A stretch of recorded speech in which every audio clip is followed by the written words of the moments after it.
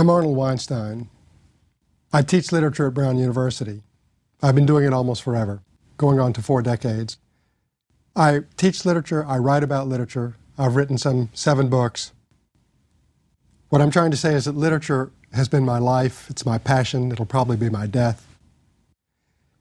And after all these years, and that's a lot of years, I still think there's something miraculous about what I do. Not what I do, but about the material I work with. And I think at some level all professors, whatever their field is, share that conviction. That working in the university, working in literature, working in philosophy, working in math, that we are privileged to be working in something that leads to some kind of exciting truth, some special truth. It's a kind of royal way towards the truth. It's very romantic. We're very lucky to be able to spend our lives doing this. So what would be the miracle that seems to be at the center of my work? Well, it's one that I want to pass on to you in this course. And it is simply this, that literature is miraculous because it makes available to us things that we cannot get in any other way. Now, what would those things be? Well, those things would not be, for example, encyclopedic facts. I'm not going to be talking in this course about the facts or the biographical data. I'm not going to be giving you plot summaries. Instead, I am interested in the miraculous way in which 2 bookends contain life. The miracle of capturing life between 2 bookends. After all, you cannot hold flowing water in your hands, but life flows onto the pages of the books that we read. And it then flows into you. And I think it's fair enough to say that you flow into them. Now, all of this talk about flow, what really does that mean? It's a simple word. We call it reading.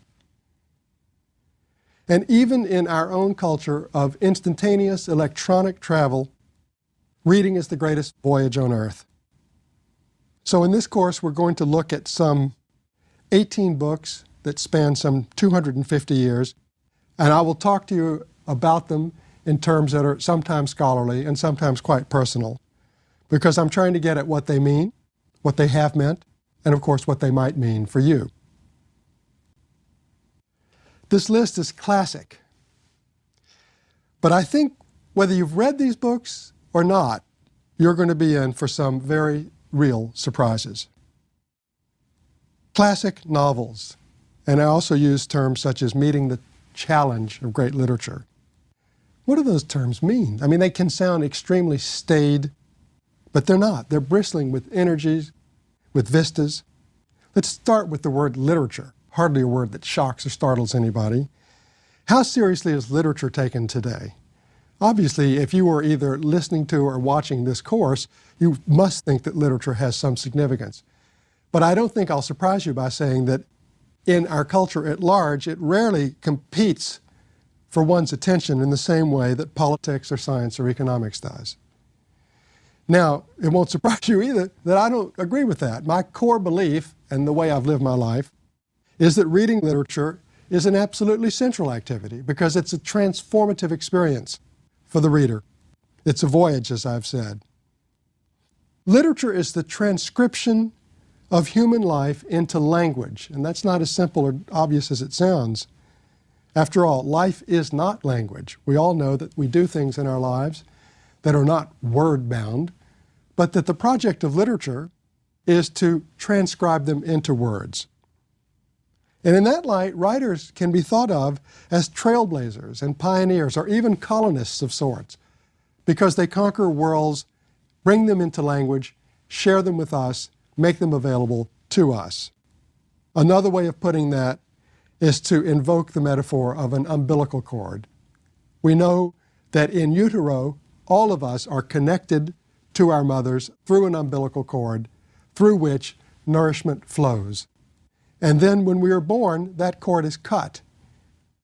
But what I want to suggest is that language constitutes the second umbilical cord, one that is never cut, that is lifelong, and it serves as a conduit through which we may enter into communication with the world of others. That's what we call speaking.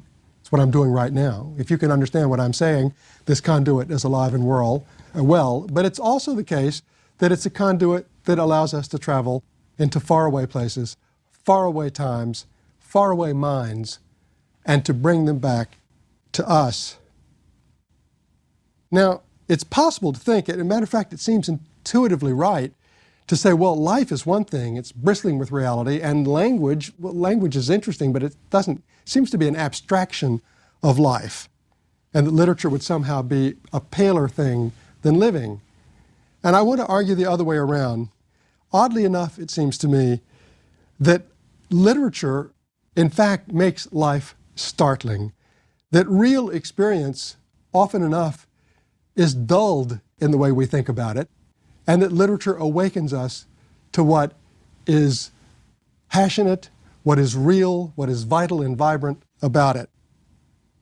I'm going to quote Kafka, who said that art is the axe that chops into our frozen sea. Now, what did he mean? It's a very violent metaphor. Art is the axe that chops into our frozen sea. Most of us do not think that inside of us we have a frozen sea. We think that we have flowing blood, that we have sympathy, that we have a kind of life inside of us. And Kafka says, no, that's not really the case always. That inside of many of us, at least at times, there's torpor, complacency, received ideas, sleepiness. And it's that leads us often enough to regard the world around us as somehow dim and gray and vague, to perhaps regard our own fellows, the people that we see and meet, as a little bit ghost-like, a little bit silhouette-like. And what I think Kafka wanted to say is that art awakens us, jolts us with the fierce life that's inside of us, as well as with the fierce life of what's on that page or what's on that painting that we now take in, and it's a wake-up call.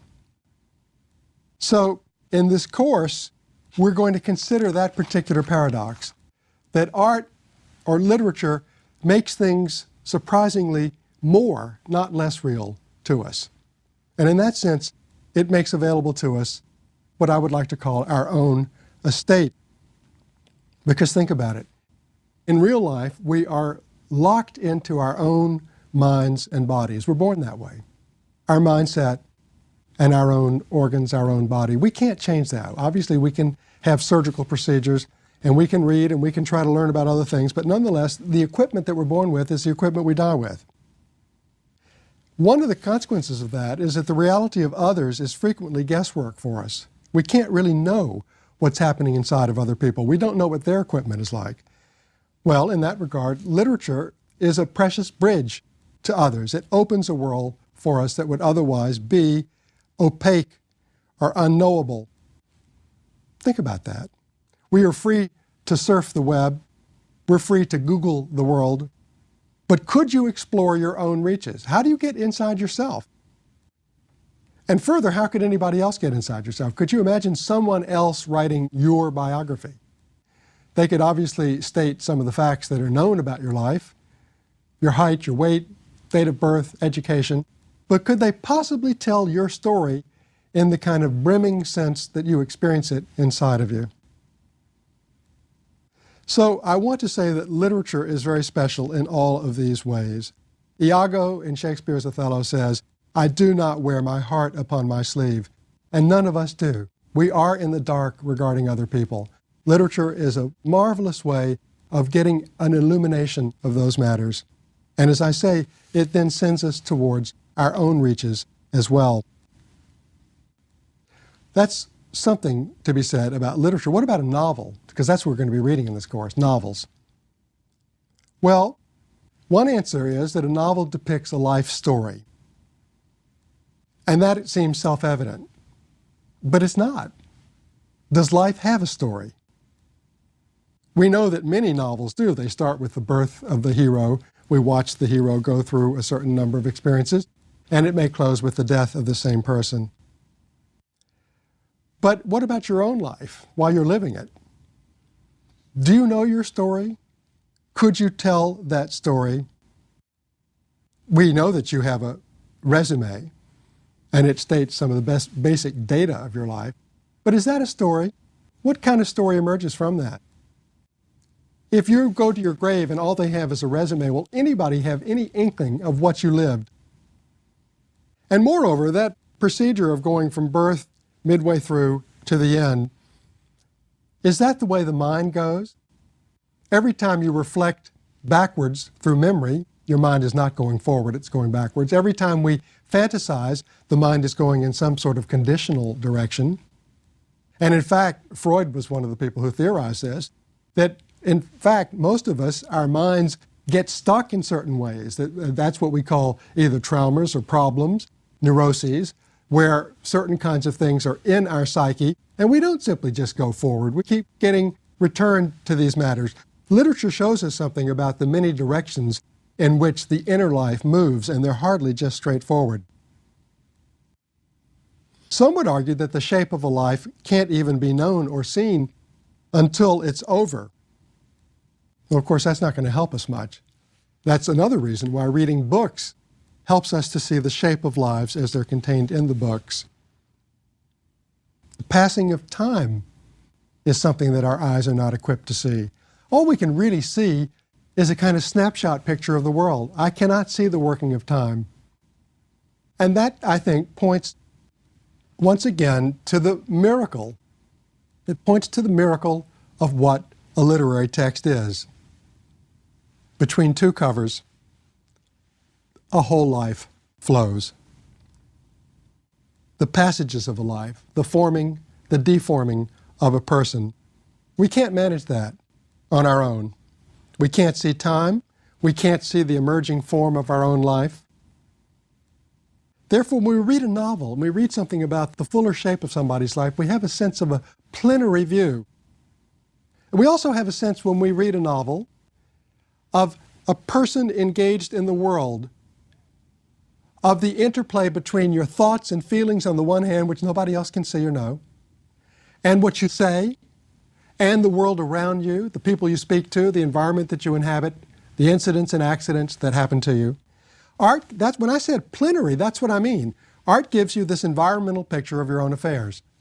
Again, something that is almost impossible for us who are locked inside our own minds, our own subjectivities, to fully take in real life, but that novels, in fact, make available to us. What's a classic? Classic is a word, I think, that puts a lot of people to sleep. Classic also can mean books that I should have read, or books that I read and didn't understand or like, or books where I thought, well, what's all the noise about? This is called a classic, but it certainly didn't seem to do much for me. So what I want to say is that I'm going to try to make the argument here, and it'll only work if you agree with me as we go through this, that classics are books that startle us. Classics are filled with surprises. They're anything but books that are kept behind glass cases that we are supposed to go up to and genuflect in front of and then respect them piously. On the contrary, classics are mavericks. Classics, I think, wreck received views. I used to teach a course called Order and Chaos in Literature. And most students who would take the course came to it thinking, well, life is sort of chaotic, life is amorphous, whereas art is order. And in some sense, there's much truth in that. Art does give order. But one of the points I'm going to try to make in this course, and one of the reasons why art interests me, is that it does just the opposite. We are the ones who bring to life very often very thin, paltry notions of order, and art wrecks them, it explodes them. It tells us, wait a minute, life is far more provocative and bristling and fascinating and unruly than our little bitty box of definitions is. Art produces chaos. Art produces anarchy, and not in any bad sense. It shows us the world is much more filled with energy, filled with surprises, filled with vistas than we thought. And when we see that, we're looking in a mirror. It tells us something about ourselves, that we may have recesses, we may have spaces and depths, we may have feelings that we really didn't fully suspect. So art wakens us up, it seems to me, to a much more dimensional picture of where we are and who we are. Classic novels also give us a reflection of the time and place where they were written. And that too sounds simple, but it's not simple at all. The first book in this course is going to be Defoe's novel, Moll Flanders. Now, what still exists of London of 1721? Many of those buildings are no longer there. If you walked in London today, you wouldn't see the world that Moll Flanders saw. It's true that you can read history books. It's true that you don't even need to go to London. You can use the internet to take a look at what London looks like. But I would argue that even the history books will not give you what Moll Flanders gives you, the novel, which it gives you a kind of living, and this is miraculous because it's living after so many years, a living experiential sense of what life must have been like then. And you can't get it elsewhere. Or Dickens' novel Bleak House, which is fog-bound and diseased about London in mid-19th century. And there too, we could not access that on our own. These books, I mean, after you look at a book and it doesn't look alive, you can't see it breathing. It looks just like a staid proposition, 2 covers and white pages. And instead, I would argue it's like a pumping heart. And the blood that it pumps is blood from long ago. And therefore, reading is something like a blood transfusion. That what lived long ago still lives. That's miraculous, still lives, and we get it through reading. But I'm not going to be saying that these books are simply conduits for us to move into faraway places. I've said that, but they're not only that. It's not just that we can go into the past. This isn't a history course, it's a literature course. And therefore I want to say that it's a two-way street. That this past comes into us, and when it does, we realize that in fact these books from the past have staggering things to say to us about ourselves. Moll Flanders. It's a story about what trumps an orphan girl without money or papers would have in the class society of 18th century England. Now that may sound to you like a historical remark, and yet, think about it. Women have been fighting to make a way for themselves, certainly ever since then, and certainly much more so in the 19th and 20th century. The battle for creating some kind of legitimacy of their own, for finding their way in society. These are issues that have not left us. And Moll Flanders, therefore, stands as a kind of beacon text that points towards battles to come. Likewise, Dickens' Bleak House is also a kind of ecological text, that it's a text about interdependency. It's a text about porosity. Porosity. We think that our skin is intact and closed, but it's not. We breathe in the fumes that come out of the factories and come out of the exhaust pipes of the cars that go by. And likewise, we are open and related in ways beyond what we know to those around us, to the world around us. On September 11th, we found that we were related to a world far away from us. That's what globalization at some level means. It's the end of any sense that we are sort of atomized individuals with complete hegemony on our own. Instead, we are interrelated and part of a much larger scene. We can't see that with our eyes either. But literature offers us that larger field picture in which we get this sense of our arrangements. There's a challenge in these books, and the challenge is that reading is a form of time travel. It's a two-way street. We leave our own precincts to enter into other worlds, and they come into us. You keep hearing me talk about voyage. And you may say to yourself, well, wait a minute, where's the voyage? I mean, after all, you're not getting a ticket, you're not getting on a plane. Think about what it looks like when someone reads. You see a person sitting, usually sitting, sometimes standing, sometimes lying down, and they're not moving, they're immobile. All you can see is the eyelids twitching now and then and blinking. And yet, of course, there is a voyage, there is a trip. Reading is taking the mind somewhere else. And that's what we want to be measuring here.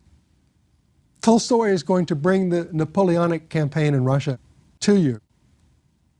We will track a wagon carrying a dead body in Mississippi summer heat in Faulkner. We will negotiate James Joyce's trio in Ulysses, trio of modern people making their way in Dublin.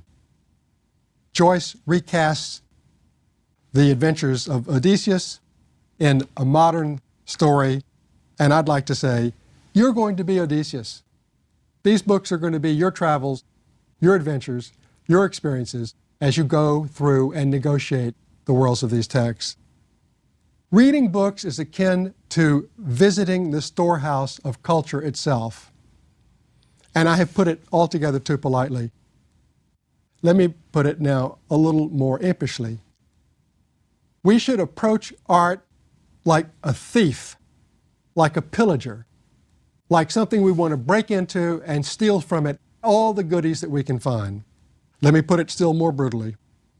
Let's imagine our commerce with the books that we read as a kind of cannibalism. That we ingest, you remember how the cannibals worked. They ingested the bodies of the warriors whom they respected. And in order to get from those bodies the indwelling strength and power of these warriors. That's not such a bad analogy for what reading is. Let me restate that still one more time. In most houses, there are two shelves. One shelf is a medicine shelf, and another shelf is a bookshelf. And on that medicine shelf, we have frequently many different kinds of pills that we take, ingest. We take these pills either to remain ourselves, we take these pills to do things for us, we take these pills to settle certain kinds of problems that are inside our organic system. And we know that these pills that we take in have certain kinds of powers. They are potent, and I'm not talking about Viagra or Cialis. They're potent in other ways too. Antibiotics are potent. We take them in because we know they're going to do something inside of us. They're going to exert their power inside of us. Well, don't you think that's what the bookshelf also is? That when you read a book, you take it into you, and it also has these kinds of indwelling powers that will work inside of you and alter you and change you. The bookshelf coexists with the medicine shelf.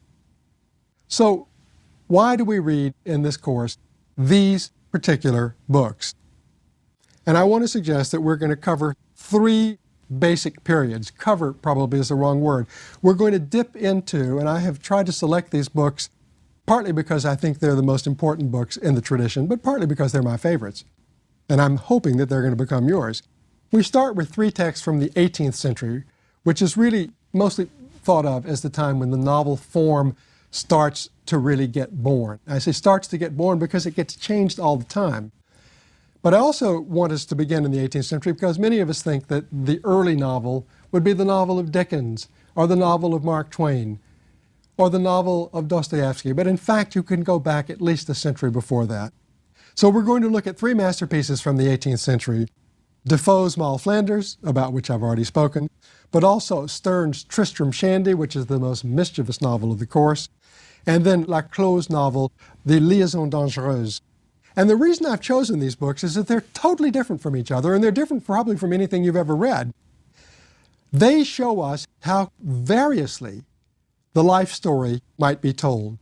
Defoe's book looks like a kind of journalistic account. It's the journalistic account of a woman thief. But Tristram Shandy is filled with reflexivity. It's a story that seems to come undone on every page. And The Liaisons Dangereuses is an epistolary novel. It's a novel composed of letters, and in this case, letters written between two seducers and their victims. These early fictions teach us that the novel is a shape-shifting creature, that the novel isn't simply a slice of life. And I think they make us wonder, how would we represent our own affairs? Let's imagine the ones that I just said. How would you characterize your life if you were writing it as a journalistic account? What sorts of things would you say about what you do? And then think it differently. How would you characterize your life if you were doing it the way Sterne writes it, which is digressive, which is a way of writing that instead of the journalistic account would be how you got to the office today, and the Sterne self-reflexive account would be all of the crazy things that are going on in your head as you are even getting out of bed, much less getting to your office. You'd never get to your office in Sterne. And then what about Laclos? It would be the letters that people send to one another. In this case for you, it would probably be email transactions or text messaging or something like that. Wouldn't they all be totally different from each other? Well, that's of course the way these novels are. And it tells us that there is no single right way to tell a story. Each one of these stories has its own purchase. Each one of these forms gets at certain things that the others cannot get to. The second phase of the course takes really the great famous novels of the 19th century. This is the heyday of the genre of fiction. And these books are essentially inexhaustible. And here is probably the area where some of you may have favorites that I don't talk about. I think all of these are remarkable books. All of these are canonical books in their own way. Let's break them up into categories. Balzac's Pere Goriot and Dickens' Bleak House both inscribe the education of the young within a system-wide analysis of two great cities, London and Paris. Now, that is really worth pondering. Why is it that a novel should centralize the young? After all, Homer doesn't write about the young. Achilles is not young. Odysseus is not young. Instead, the 19th century novel, particularly a variant of it called the Bildungsroman, the novel of formation, takes young people and puts them at the center of the stage and asks questions about how they can possibly succeed in life, what their rites of passage might be. And it's a very economical model because it tells us what kinds of values the young have, frequently values they've gotten from their families, and how those values might be in a collision course with the modern city, because London and Paris are rapidly changing metropolises in the 19th century. And so we see a conflict there, and we see that kind of broader picture that we're not equipped to see with our own eyes of the encounter between the young with all they bring with them and the operation of culture and society that they run into. We'll also look at Emily Bronte's Wuthering Heights, Flaubert's Madame Bovary, and Dostoevsky's Brothers Karamazov. These books are different, and yet I want to say that each of them explores the dark and sometimes fatal side of human feeling. I say they're different. One of them is a very primitive, fiercely primitive family saga set in the British moors. Another one is the great sort of pre-modern, because it is a terribly influential text for modern literature. Flaubert's novel looks like a love story. It's an impossible quest for romance set in Normandy in France. And then, of course, Dostoevsky's story seems to be the kind of crisis of faith and belief and love in Russia in mid-19th century. Well, you may say, these are the great staples of art, the ones that we're familiar with. Love, violence, sex, death, God. And this may have a melodramatic ring to it for some of us. But I would argue, even if you think love, violence, sex, death, and God are words that really should be put in quotation marks, look around you. Look at terrorism. Look at murder. Look at violence on the scale that we see it, not only in our society, but even more so in other societies. And look inside. Gnashing teeth, rage, hunger of all stripes, not just for food, but for love, for tenderness. These books point us in those directions about the depths which are real, and literature helps us to acknowledge them. Then we read Melville's Moby Dick and Tolstoy's War and Peace, huge novelistic universes of their own. These are our great 19th century epics. Melville is the grandest figure in our literature. His sights are on the infinite, the enormity and majesty of the whale, the depths of the sea, and the depths of the human soul. And Tolstoy is the figure who gives us the great stage where we act out our own small drama. The disconnect between personal feeling on the one hand and doing, and the huge invisible forces of history that coerce us. Tolstoy makes you wonder, could you imagine your own life historically? And then we move into the third and final phase of the course. And it's a phase that charts initially the crisis of Western thinking, which is a notion that's with us today, that the West is in trouble. We see this in Conrad's Heart of Darkness and in Mann's Death in Venice.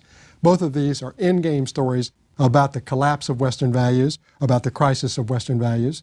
And then we read Kafka's strange explorations involving metamorphosis and enigmatic arrest in a world that no longer plays by the rules. In Kafka, it's as if Chicken Little comes into literature, the sky can fall in, and if you wake up as a bug one morning, or if you wake up and you were arrested, the sky has fallen in. And then a grand section of the course devoted to a quartet of monumental writers. This is where my heart is, I suppose. Proust, Joyce, Woolf, Faulkner. They bring to literature a story that I think no one before them had ever done. It is the story of human feeling, thought, fantasy, and desire that has always subtended the record of fact, But they show us this with philosophy, humor, lyricism, and pathos, creating their own languages in a way that no writers before had really done. These are the giants of modern literature. And one reason my heart is with them is that they are all too often thought of as either inaccessible or unreadable or impenetrable. This is ridiculous. These writers are remarkably gratifying.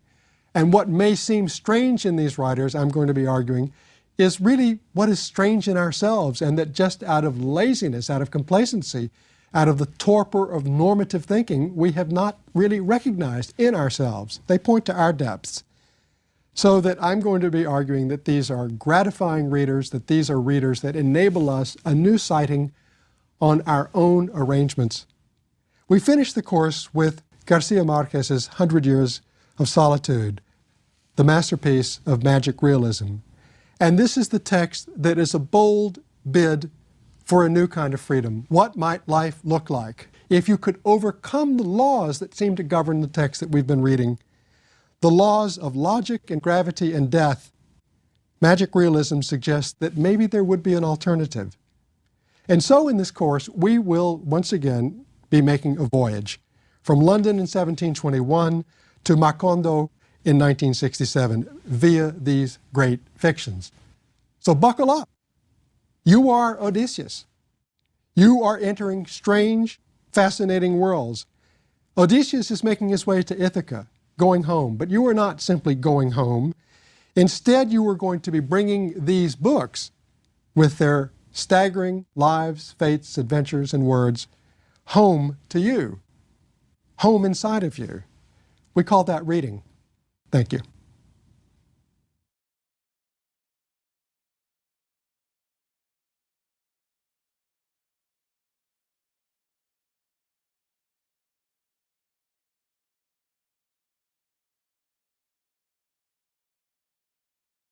We are going to tackle now the first novel in the course, Moll Flanders.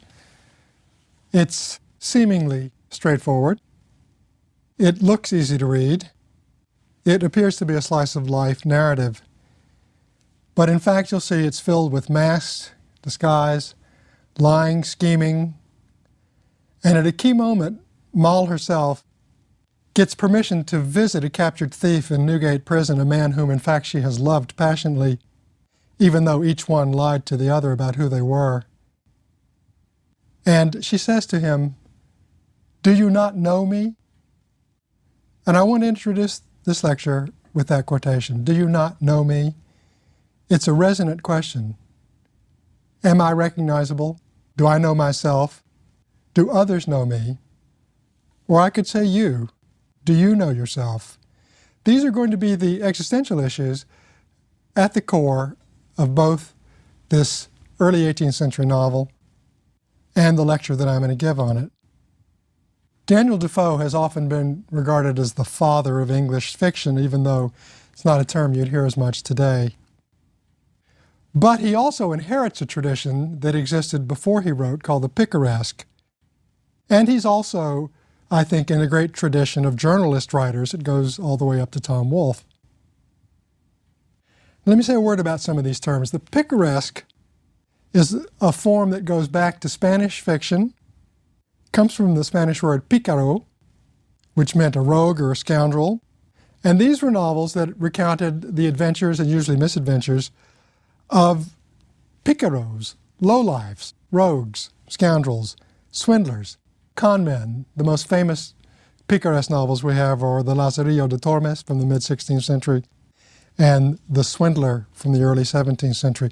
Critics have often said about the picaresque novel that it doesn't have any shape, doesn't have any form or pattern. It's episodic. And I want to make that emphasis because that's the criticism that can also be leveled at Moll Flanders. Does it have any shape? Episodic can mean just additive, one adventure after the other. It's, from an aesthetic point of view, arguably a weakness in a work of art. But of course, the question that it seems to me that it points to is, does life itself have pattern? Or to be a little bit darker about it, is the pattern that we think our life has, the sort of pattern that we dredge up when we write our resumes and CVs, rather specious in comparison to the actual length and variety and perhaps picaresque nature episodic nature of our own lives and time. The picaresque genre is also known for its bottom-up vision, a satirical vision. It writes about society from the point of view of people who were either on the outside or who were servants or con men. And one virtue of this genre is that it gives us a lens onto mainstream society and the operation of power that is very, very interesting and special. People on the bottom see things in a particular way. It's also a genre that's rich in information about what kinds of resources people without resources have, what trumps do people without trumps have. In other words, in the picaresque, you find people who have to be street smart, cunning, quick, deft, clever. And that is what we're going to see in Moll Flanders. The genre continues. It's been thought of as a 17th and 18th century genre, but in fact, we can see it in Huckleberry Finn, we see it in Invisible Man.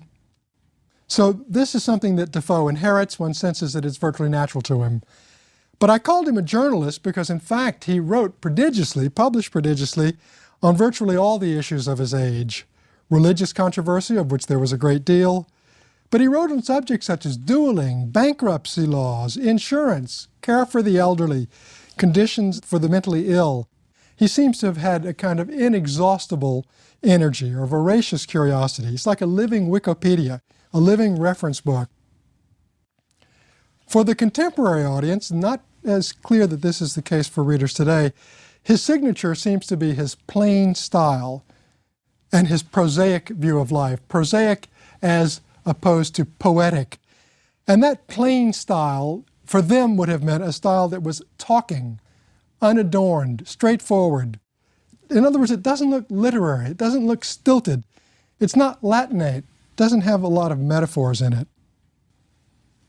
Defoe, I think, can be seen as our great witness for changes that he did not fully know he was measuring, those changes we now call the emerging new middle class.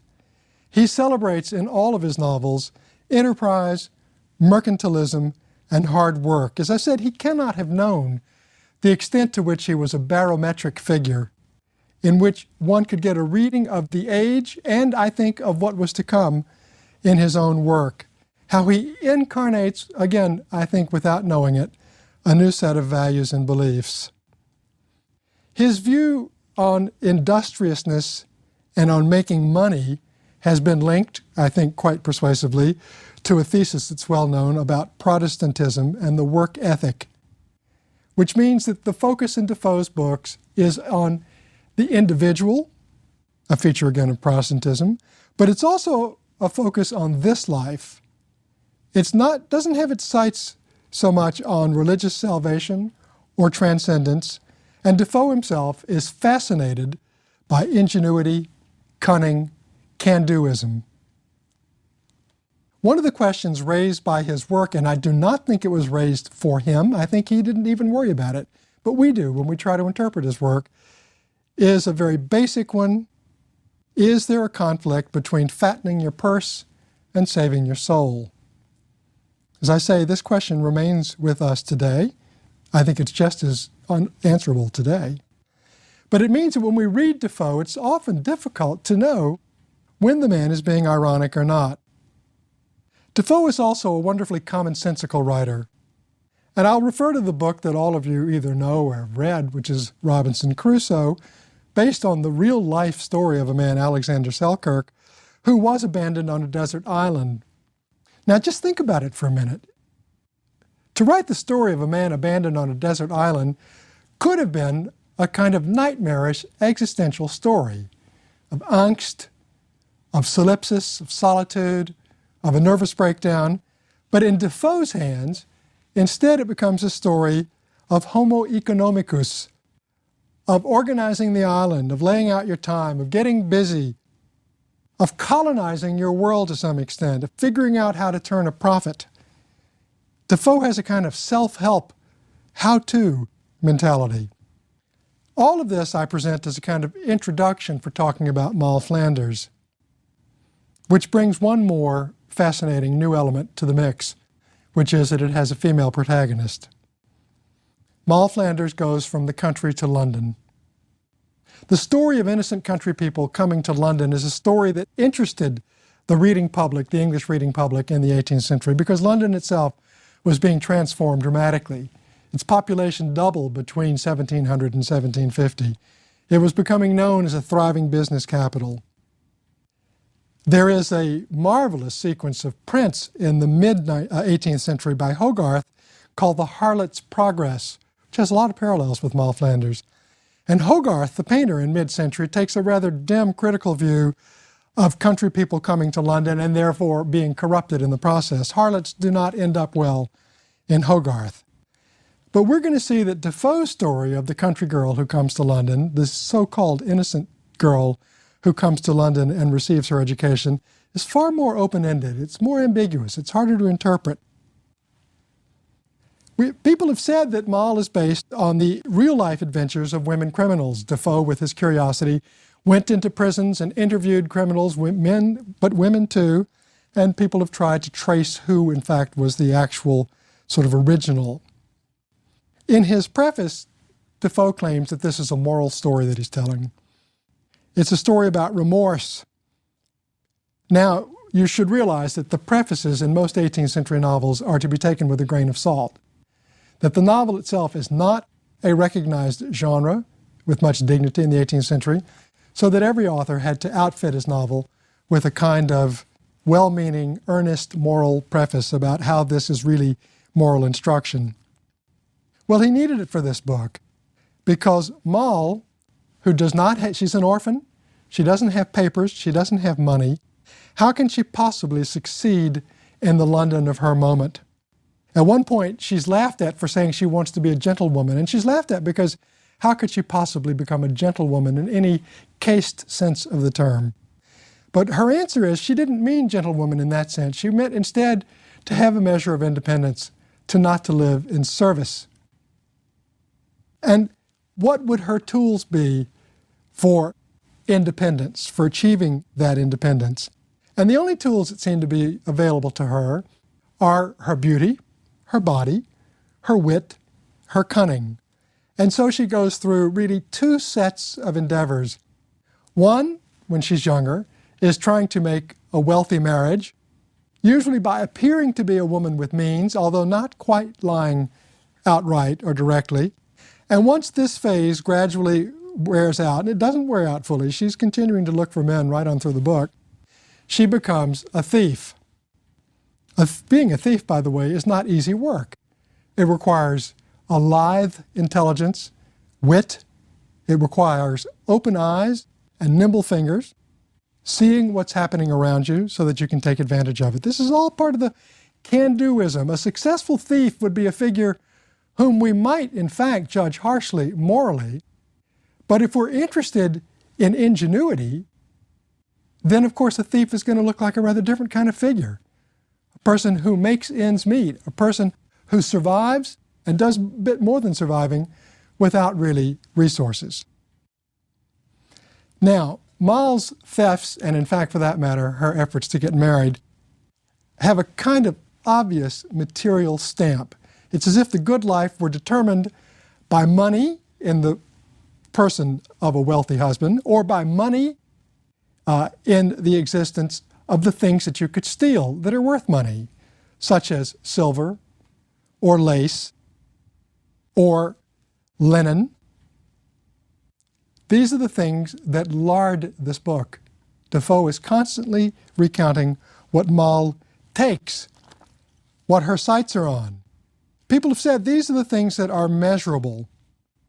And they are measurable, but of course most of us want to think that life consists of things that are not measurable too. And so the grand critique of Defoe's book is, well, what about what misses measure, such as soul, emotion, value? Is the only value the value in pounds or shillings?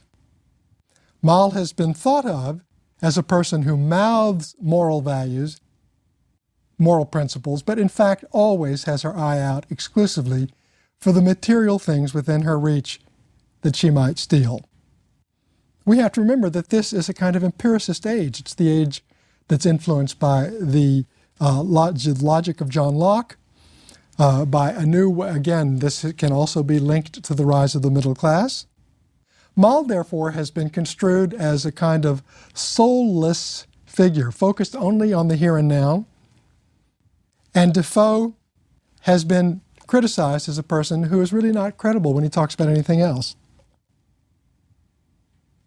What I want to suggest is that this book outruns those kinds of criticisms. If the book were only that, then I wouldn't have put it on my list as a classic. Let's first take a look at what it would sound like to be a person only interested in material things. This is what Moll sounds like after her first husband has died, a husband whom she never loved much in the first place. It concerns the story in hand very little to enter into the farther particulars of the family or of myself for the 5 years that I lived with this husband, only to observe that I had 2 children by him, and at the end of 5 years he died. Moll goes on to explain that he really had been a decent husband, but he hadn't had much money to begin with, and therefore he'd never made much money. And then she tells us in numbers exactly how much money he did leave her. And she closes by saying, "My 2 children were indeed taken happily off of my hands by my husband's father and mother, and that, by the way, was all they got by Mrs. Betty." And she calls herself Betty as well. And critics have said, is that what 5 years of marriage means? 2 children taken off your hands, X number of pounds or shillings. Surely there must be more to it than this. It's also the case, though, that Moll can tell us things about her existence with her husbands, with others, and that they go beyond the kind of surface or superficial reading that just was suggested. For example, one incident comes about when Moll, who is now a thief and is looking for the great event, how to make money, and she hears about a fire in London, and she rushes to the premises. People are fleeing this building, the servants are coming out, and Moll says, "I am here because I want to help the gentlewoman who is trying to exit this building. I will take the children off your hands, I will take your precious valuables, your plate, your linen, your silver, and I will give it to her friend." And of course, she looks like this is a perfect rescue. This is also, as you can easily see, a perfect dodge. She takes the plate, the silver, the lace, she hands over the children to somebody else, and she walks off with the rest. And she expresses a certain amount of remorse, because among the things that she has taken are a wedding ring, memorabilia that obviously represent a great deal of emotional richness for the person who has lost this. And she says that this touched her even to her very soul. But then this paragraph follows, and it's one of the things that I love about this book. "I say, I confess the inhumanity of this action moved me very much and made me relent exceedingly. And tears stood in my eyes upon that subject. But," and this is the Defoe signature, "but, with all my sense of its being cruel and inhuman, I could never find it in my heart to make any restitution. The reflection wore off, and I began quickly to forget the circumstances that attended the taking them." It's as if Defoe were saying, remorse is real, it's just not very powerful. You have a heart, it's just not a very big or significant organ. That life itself makes us callous. It doesn't mean that we're deprived or without moral values, but that those values only come time to time to the surface to pinch us, tweak us, prod us, but for the most part, that's not how we live. This is the kind of unflinching honesty in this story, and it makes a lot of other books look awfully pretentious, hollow, postured. It's as if Defoe were saying, wait a minute, let's talk about the truth. How morally scrupulous is any life? That's the kind of integrity and honesty in this book. Now, Moll's sense of how to succeed, as I said, is linked to her dexterity, her wit, but I'm trying to suggest that it is not alien to a kind of inwardness also. For example, one of the episodes in the early part of the book, the husband that just died that I referred to, is a husband who was the younger brother in a family where she was working, and the older brother was her first lover. The older brother was dashing, handsome, he wooed her, He gave her money the first time they had sex. She didn't even know why he was giving her the money. She's wildly in love with him. He, of course, is never going to marry her. He's the older brother. He has his own fortune to make. But the younger brother takes her seriously and, in fact, persuades, against their best wishes, the family to let him marry her. And he dies. And they are the ones who live together for 5 years, and then he dies. And she never did love him much, but this is what she writes. I confess I was not suitably affected with the loss of my husband, nor can I say that I ever loved him as I ought to have done, or as was proportionable to the good usage I had from him, for he was a tender, kind, good-humored man, as any woman could desire. But his brother, the one that she loved, his brother, being so always in my sight, at least while we were in the country, was a continual snare to me. And listen to this. This to me is just stunning what Defoe is writing. And I never was in bed with my husband, but I wished myself in the arms of his brother. And though his brother never offered me the least kindness that way, never made any approaches to me after our marriage, but carried it just as a brother ought to, yet it was impossible for me to do so to him. In short, I committed adultery and incest with him every day in my desires, which without doubt was as effectually criminal in the nature of guilt as if I had actually done it. Well, when you have a passage like that, you can't say that this is a superficial writer. Because think about it for a minute. The material scene, the superficial scene, the empirical scene, that is to say, Moll is in bed with her husband, that won't tell you what's happening. In her mind, in her libido, in her desire, she is in bed with his brother. And that's what plagues her. But that's probably also what gives her the pleasure that she experiences with this man. And what Defoe is showing us in this remarkable passage is that the world of surfaces is doubled, echoed, ghosted by a world of memories, a world of spirit, a world of our other relationships, that we bring those things, can't help bringing those things to the world we live in, importing them, exporting them, and this accounts for the kind of resonance and thickness of this book. Moll's success as a thief has to depend not only on her cunning, but her capacity for disguise. She disguises herself initially as a woman with means. She disguises herself later more boldly. She has to disguise herself. She cannot ever tell people who she really is, because there are many references in the book to thieves being identified, caught, and then hanged. Thieving is literally called a form of artistry in this book. Moll calls herself the greatest artist of my time. And we get the sense that being a thief is a remarkably creative activity. But we also get a sense that it can become obsessive. We watch it spiral out of control. At first she thieves as a woman of means, but then she joins professional groups of thieves, and she becomes bolder. She dresses as a beggar. She joins up with counterfeiters. She comes close even to stealing a horse. It's one of the really surreal moments of the book. What on earth does this woman need a horse for? Well, the reason you steal a horse is you're just that good that you might be able to pull it off. So there's almost a kind of professional pride in the thieving here. Disguise. I want to say a word about disguise. It's been argued, not by Defoe, but by people who came later, particularly by urban students of urbanology, that we live in some sense in disguise in the big, anonymous, big city. Let me put that differently. How many people do you know if you live in a large metropolis? Or let me put that differently. How many people in a large metropolis, in a large apartment building, even in a small apartment building, know you?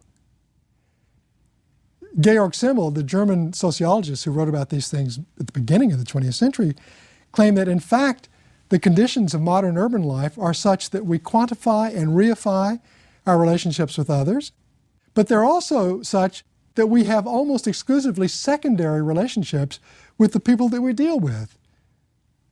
The cab driver, the florist, the butcher, the baker, how much do they know about you? I don't want to outright call this disguise, But I'm getting at, again, how much do people know about you? How much do you know about them in the conditions of modern urban life? If you're a thief in London, and if people knew who you were, you could be hanged, then you become a kind of perfect test case for the virtues of invisibility, the virtues of being masked. Your inner life, your past, your reality has to be invisible. Now, when I say that, what I want to add is, it's true for all of us. No one knows our past. We don't wear it on our sleeves. Our history is not written on our forehead. It's in that sense that we are, for the most part, in drag in culture, in social life. We alone know who we are, what we've done, as we go through our paces. Most others neither know nor care. One of the marvelous moments in this book is when Moll has yet another lover who woos her, is desperate to marry her, insists on marrying her. She puts him off for a while, and finally she agrees to marry him, and I want to quote Defoe, "Then it occurred to me, what an abominable creature am I? And how is this innocent gentleman going to be abused by me? How little does he think that having divorced a whore," that's what this man has done, he's found out that his wife is sleeping around, "he is throwing himself into the arms of another." Listen to this grocery list as she describes herself, she describes her past, she describes all the things this suitor could not possibly know about her and must not know about her. So listen. He's going to marry one that has lain with 2 brothers, slept with, has had 3 children by her own brother. These are the goodies in the book that I haven't talked about. One that was born in Newgate, whose mother was a whore, and is now a transported thief. One that has slept with 13 men, and has had a child since he saw me. That's quite a list of things that you'd want to keep from your would-be husband, okay? Poor gentleman, said I. What's he going to do? After this reproaching myself was over, reproaching oneself usually goes over fairly quickly in Defoe, it followed thus. Well, if I must be his wife, if it please God to give me grace, I'll be a true wife to him and love him suitably to the strange excess of his passion for me. And here comes the kind of mathematical statement that is not just math. It's filled with values. It's filled with the kind of wisdom. Listen to it. I will make him amends, if possible, by what he shall see for the cheats and abuses I put upon him, which he does not see. That's an ethics. That's a code of conduct. And it doesn't just apply to Moll Flanders. That is a form of bookkeeping. It's a way of saying, no one can see my checkered past, and perhaps everyone's past is checkered, but I'm going to live in such a way that I will make amends to this man for his strange love for me. I will make amends for all of the cheats and abuses that he cannot see. I call this bookkeeping in the sense of keeping your own books, being aware of your own inner life, which is so usefully invisible when you're a thief, when you meet people, when you go through your paces, when you want to be a success. As I said, you don't wear it on your sleeve. You don't advertise it.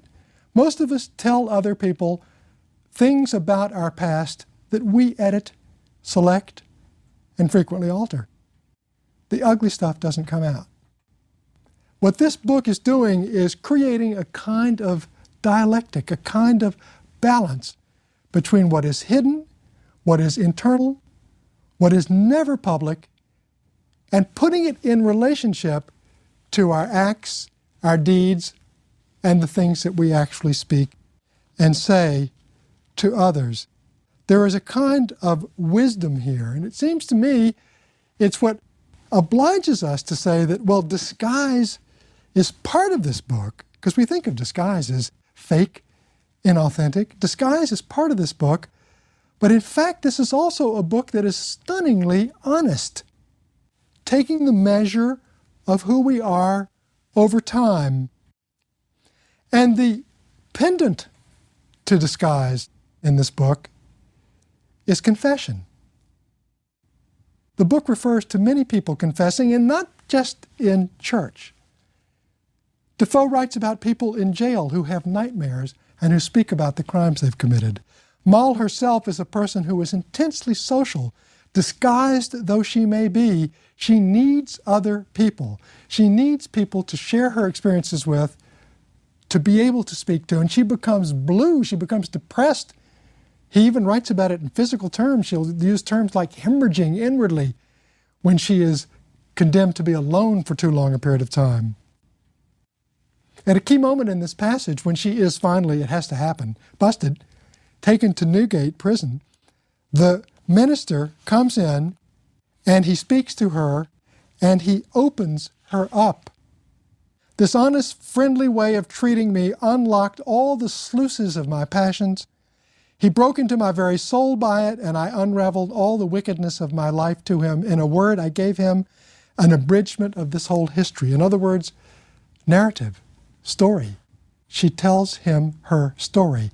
That is the single strongest imperative in this book. And I'd suggest that that's close to Defoe's legacy. The legacy is that our life is much longer than any of the shorthand versions we have for it. And the title of this novel is not Moll Flanders. It's the fortunes and misfortunes of the famous Moll Flanders, etc., who was born in Newgate and goes through the whole grocery list of things that she had done, lain with so many people, daughter of a whore, etc., lived honest, finally at the end, and died a penitent. That is the list of things that happen to someone who lives in time, and it suggests perhaps that all of us lead picaresque lives, and it makes that question, do you not know me? A hard question. Thank you.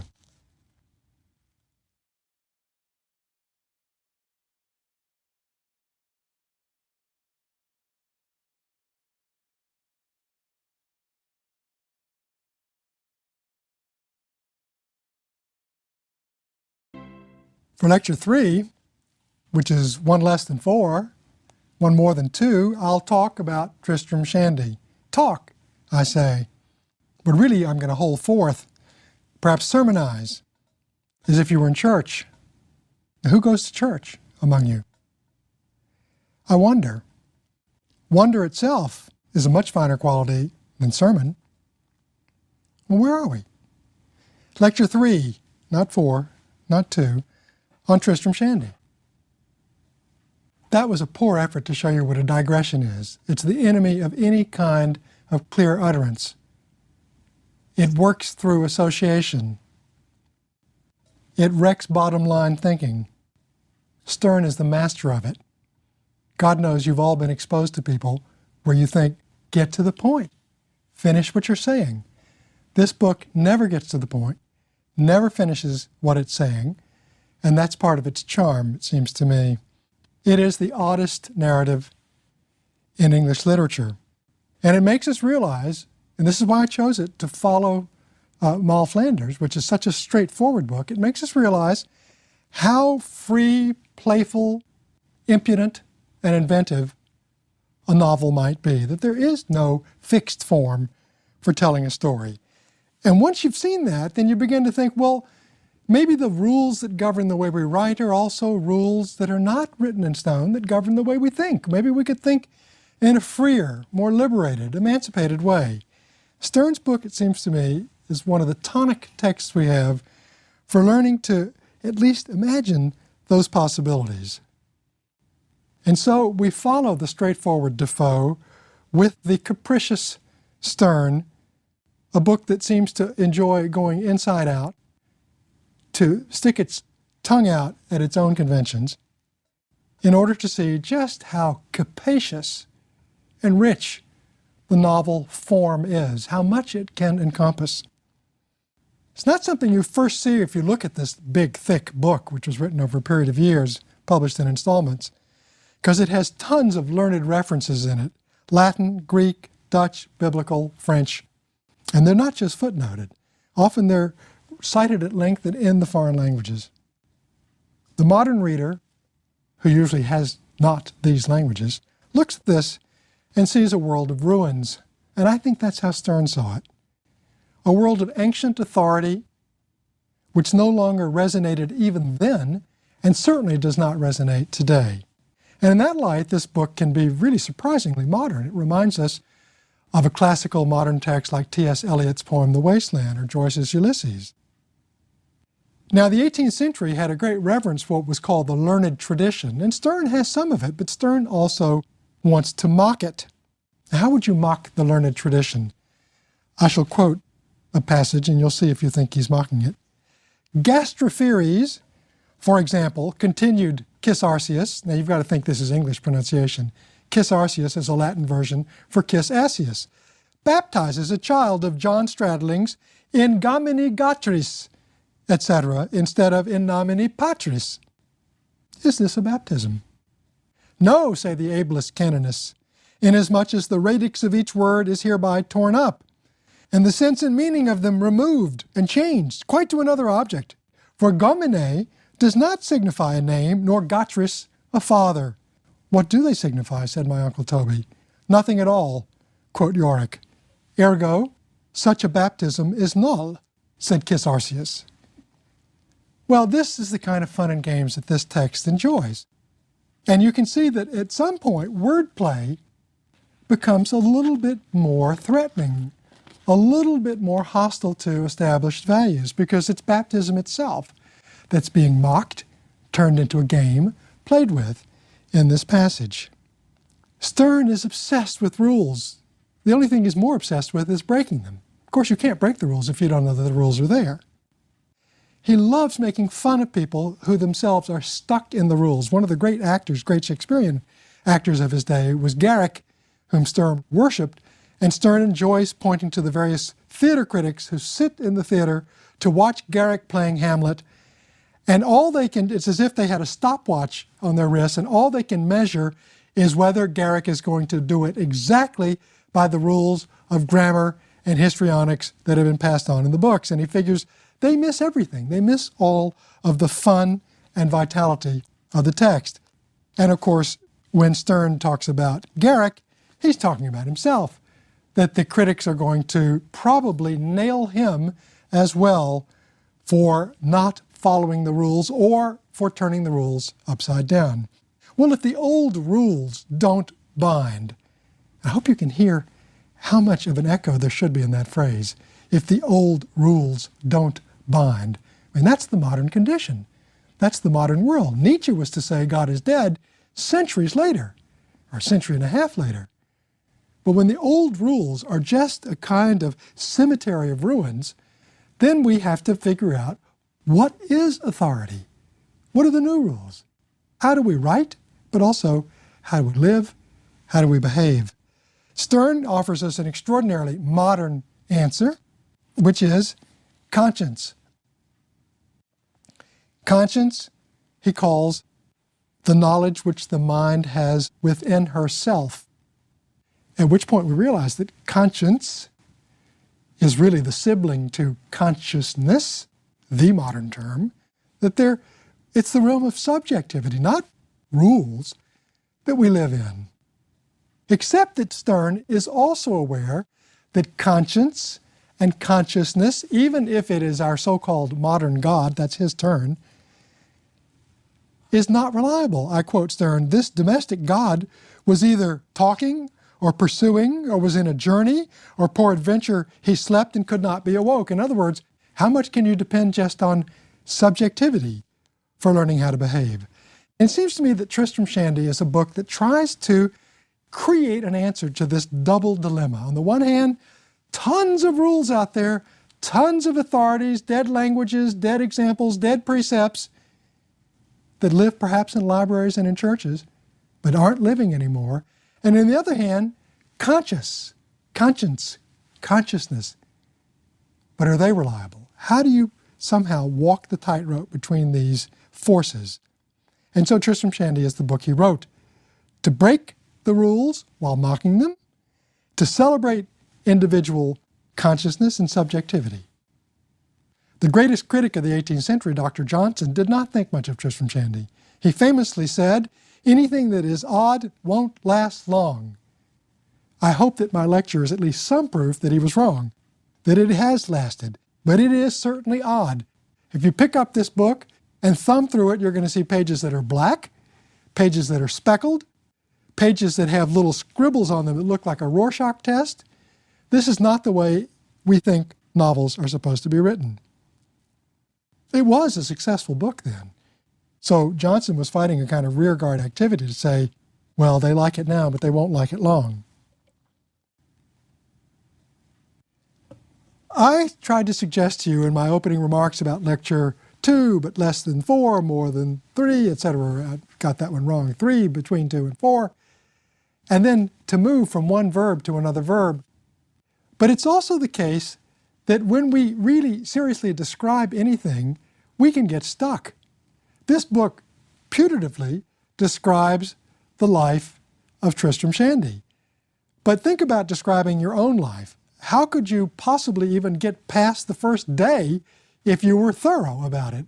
Or the first hour, there was so much you could find to say. And so in Sterne's book, things become cancerously expansive. And he writes and he writes and he writes and he continues to find more to write without moving forward. He goes sideways, he goes backwards, he goes into the conditional, the subjunctive. He tells us about background and foreground and other grounds, and yet Tristram's story rarely gets forward. It's digression. And digression, Sterne actually calls the soul, the life, the sunshine of literature. Those are interesting terms, soul, life, sunshine, as if these are the energy sources. This is what makes it live.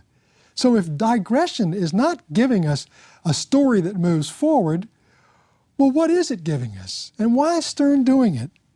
At one point, Sterne says, you know, even if you wanted to, if you were a thinking person, you can't go forward. Listen to the extraordinary metaphor he gives us here. Could a historiographer drive on his history as a muleteer drives on his mule, straightforward? For instance, from Rome all the way to Loreto, without ever once turning his head aside, either to the right hand or to the left? He might venture to foretell you to an hour when he should get to his journey's end. But the thing is, morally speaking, impossible. And he could have easily said, morally speaking, or in terms of conscience and consciousness, in terms of the noise and play and banter that goes on 24/7 in our head, we don't go forward like that. Maybe, in fact, we're not supposed to be going forward. If you're not going forward, but you're going sideways and you're writing a digressive text, you've shifted your center of attention from the presumable plot of your story. Where? Well, it seems to me the answer is obvious. To your reader. The reader is brought into this book. The reader is the person who is addressed, not the story being told.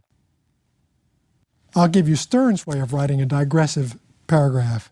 I told the Christian reader, I say Christian, hoping he is one, and if he's not, I'm sorry for it, and only beg he will consider the matter with himself and not lay the blame entirely on this book. I told him, sir, and then he continues to get even further lost. Well, the question is, do we ever get to the point? Does anyone get to the point, to the bottom line? How often do we, in fact, bob and weave and go in all other kinds of directions? One origin for this kind of writing is Sterne's interest in Locke, the philosopher, and in particular, he takes Locke's notion of free association, that the mind works metaphorically. It goes from one idea to another where there may not be a logical connection, and it just sort of shifts gears. It's like a carrefour, crossroads, goes somewhere else. In this sense, we're always thinking analogically, metaphorically. As you can imagine, this can give logic a hard day. And it can also make conversation difficult. Sterne labels this behavior hobby horse. It's a funny term. A hobby horse actually existed in 18th century England. It was like a rocking horse that children used. But Sterne wants to suggest that this kind of child's toy represents the kind of odd, frivolous, capricious way that we think. And of course, a hobby horse you could imagine as a way of going somewhere, as a kind of carriage of sorts. There are a lot of implications to this that I think are worth drawing out before I get further into the book. One is that it leads to a view of life as largely private and solipsistic. In other words, if I operate almost always by free association, and if a kind of common universal logic doesn't govern my phrases or even my thinking, then it turns out that I almost need a decipherer, a decoder, because it's my own private logic, my own internal logic that seems to be in play here. And this is very hospitable to one's obsessions. And so Sterne's characters speak past each other. X will say something and Y will say something else, not because of what he heard from X, because of what it triggered in his own mind. And you can decide for yourself whether your own conversations follow that model or not. But to take this notion of privacy even further, I think Sterne's view of life and of the way the mind works and its free associative character also suggests that we are in some sense locked out of other people's actual being, that we live in an opaque world, that we can see people, we can see their skin, we can see their form and their figure, we can hear what they have to say, but we cannot see the mechanism that's in their mind that is producing the logic behind what they are saying. And Sterne writes about that. He writes about it in the sense that he thinks that it would be great if we did have access to other people's minds. And he doesn't think that we do. And so he tells us instead that it would be great if we could go in with what was called in his day Momus's glass. It's like a glass instrument, like a looking glass that looks directly inside the mind of others. Can you imagine how useful it would be if you had one of those for every conversation you have, where you just sort of turn this little instrument on and then you see what's really being thought inside the person who's speaking? And Sterne is very funny in the way he describes it. He said, if you had a glass like that, you could easily understand other people's character. All you would have to do, he says, is to take a chair, go softly, as if you were looking in a beehive, and look in, and you would view the soul stark naked and observe all her motions. You could watch exactly how ideas are formed inside of the people whom you're listening to or whom you care about. But, he says, such an advantage is not to be had by the biographer in this planet. And he says again, and this is, I think, a very rich and sad utterance, our minds shine not through the body, but are wrapped up here in a dark covering of uncrystallized flesh and blood. And therefore, if we want to understand the character, the personality, the values, the reality of the people that we're dealing with, there is no transparency to be had. We have to go by other kinds of means. And I think Sterne is actually going to suggest that the best way to do it is to pay attention to their particular obsessions, their own free associative pattern, etc. That may give you a better key as to what they're really like. Now, Sterne's world is a funny world in the sense that even though he cannot take anything to its conclusion, he's like a juggler who has lots of balls up in the air at the same time. He enjoys leaving his characters in mid-speech, in mid-air, and he drops them and he goes on to other topics altogether. He'll have someone absolutely in mid-speech and then he goes on and takes up another topic. If I were to stop in mid-speech, I would be stopped. You'd all be either watching or listening, and there'd be nothing coming from me. So the people themselves are frozen. But the writer and this is what I'm leading to, is never frozen. The writer is the person who has the kind of force, power, muscularity to treat his characters as frisbees, as balls in the air, as objects that you can play with. So why not have them give half a speech and then stop them because it's your pleasure to do it? It's like the technology we have today when we put it on freeze and we want to go to the bathroom or something and come back and they haven't gone anywhere. Try doing that to yourself if you have to go to the bathroom. We can't freeze. But that's the kind of power that this text illustrates. And therefore, it's not at all surprising that on page 142 of this text, Sterne will write, "All my heroes are off my hands. It's the first time I've had a moment to spare. I'll make use of it and write my preface." There are not very many books that have the preface on page 142, but it's typical of the kind of wackiness, but also, I want now to say, of the kind of freedom and maneuvering room that this book demonstrates. This book is about the power of writing. It's about also the implements of a story, such as its plot, its characters, all of that being somehow malleable, amenable to the will and shaping power of the writer himself. This kind of stunning mobility, because that's what it is sharply contrasted in this book with the coercive qualities of real life that in fact imprison his characters. And now I'm going to get closer to the novel itself and talk about its title figure, Tristram. The story is about the birth and life of Tristram. Well, I made it sound easy, the birth and life of Tristram. In fact, Tristram's birth is anything but easy. The first sentence of this book tells us trouble is coming.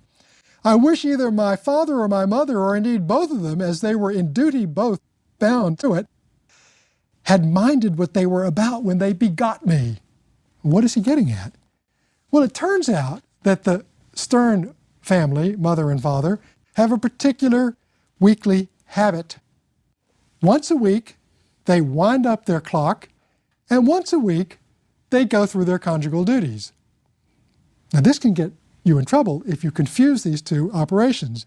And it turns out that at exactly the wrong moment, Mrs. Sterne tells her husband, "Did you wind the clock?" And he is interrupted while doing something important. Good God, woman, what an interruption. This is only part of the problem that poor Tristram runs into, because this book suggests that actual biological creatures are subject to all kinds of terrible pressures. And so one of them would be the dispersion of animal spirits at conception. We just saw that. Another would be going through the birth canal, because the cerebellum can be squeezed. Well, Tristram is pulled out by forceps that almost wreck him. Another can be being given the wrong name, and when the father doesn't realize that he's named Tristram, which is terrible. And another can have one of your vital organs, if you're a male, somehow being damaged, and little baby Tristram is taken to the windowsill to pee, and the window falls down, almost castrating him. From all of these points of view, he is going to be a cosmic loser. Now, I said that this book has muscularity, it has mobility. All of that is in the writing, but we see that the character himself is really a kind of determinist victim here. Well, this book, therefore, is interested, it seems to me, in contrasting what kinds of freedom we have versus what kinds of coerciveness and determinism we are subject to. And it's in that light as well that the digressions are so important, because they establish a kind of maneuvering room for the authorial voice. But they also do something else. Sterne is interested in trying to free up, emancipate the power of language. Well, what does that mean, the power of language? The power of language to suggest things beyond its dictionary meanings. So, for example, you'll have a chapter in this book called The Promontory of Noses. Well, what do you think a promontory of noses is? Well, this is a story about a man who rides into a place with a huge nose. And in particular, all of the women in this town go crazy about this man's nose. And at some point, the reader starts to think, well, wait a minute, he's not talking about noses at all, is he? And as well, this book is going to talk much about knots and spigots and whiskers and pump handles. And every one of these, we realize, is a double entendre. It's a kind of suggestive term that has a kind of sexual innuendo. One of its marvelous chapters has to do with Trim, one of the minor characters, explaining when he was injured with a knee injury, being nursed back to health by this woman called the fair Béguine, who was rubbing his knee, rubbing it first with one finger, then 2 fingers, then 3 fingers, and then above the knee, and then with 5 fingers, and rubbing it more, rub, rub, rub. And he felt that he was falling in love, he says. And we begin to realize that this rubbing the knee, that the reader is part of a kind of pornography scene, an ejaculation scene. None of that's going to be said. Those are my terms. Sterne would have said, no, I never wrote that. All of those are instances of what happens with associative thinking. When language suggests, pornography does work the same way. You suggest, pornography is not interested in nakedness. It's interested in projecting the image of nakedness. Sterne does a verbal version of the same thing, to create something beyond the words themselves. And therefore, it seems to me, that's the great breakthrough of this book, particularly, as I said, because life in the book itself seems to be so coerced. These characters don't get very far, but the book itself has more room than that. And one of the passages I want to read to you has to do with Sterne's sense of the kind of miracle he wants to work here. Tell me, ye learned, shall we ever be adding so much to the bulk, so little to the stock? Shall we forever make new books, as apothecaries make new mixtures, by pouring only out of one vessel into another? There's an effort here to finally make a miracle. Could you make a miracle through language? Well, it's not clear that any of us can see our way to doing that. But Sterne wants to try to go that far. Are we forever to be twisting and untwisting the same rope, forever in the same track, forever at the same pace? Shall we be destined to the days of eternity, on holy days as well as working days, to be showing the relics of learning, that's that learned tradition, as monks do the relics of their saints, without working one single miracle with them? Well, how do you work a miracle with language? How do you take the words, pornography, as I said, is one, bawdiness is one, double entendre says a double meaning, that's one, but I'd suggest that the mind itself is capricious and creative in exactly that light. I'm going to read you one of the wackiest passages that I really like in this book. Think about this. This has nothing to do with Tristram's birth, but it has to do with the speculative powers of thinking, which is that muscularity, that mobility that this book is putting onto the page. Didst thou ever see a white bear? Cried my father. Now you must wonder, what is this about? A white bear. Very well. Have I ever seen one? Might I ever have seen one? Am I ever to see one? Ought I ever to have seen one? Or can I ever see one? Do you see he's taking the entire grammatical structure and just inserting the white bear and say, how many different ways might it be possible to sort of think about a white bear?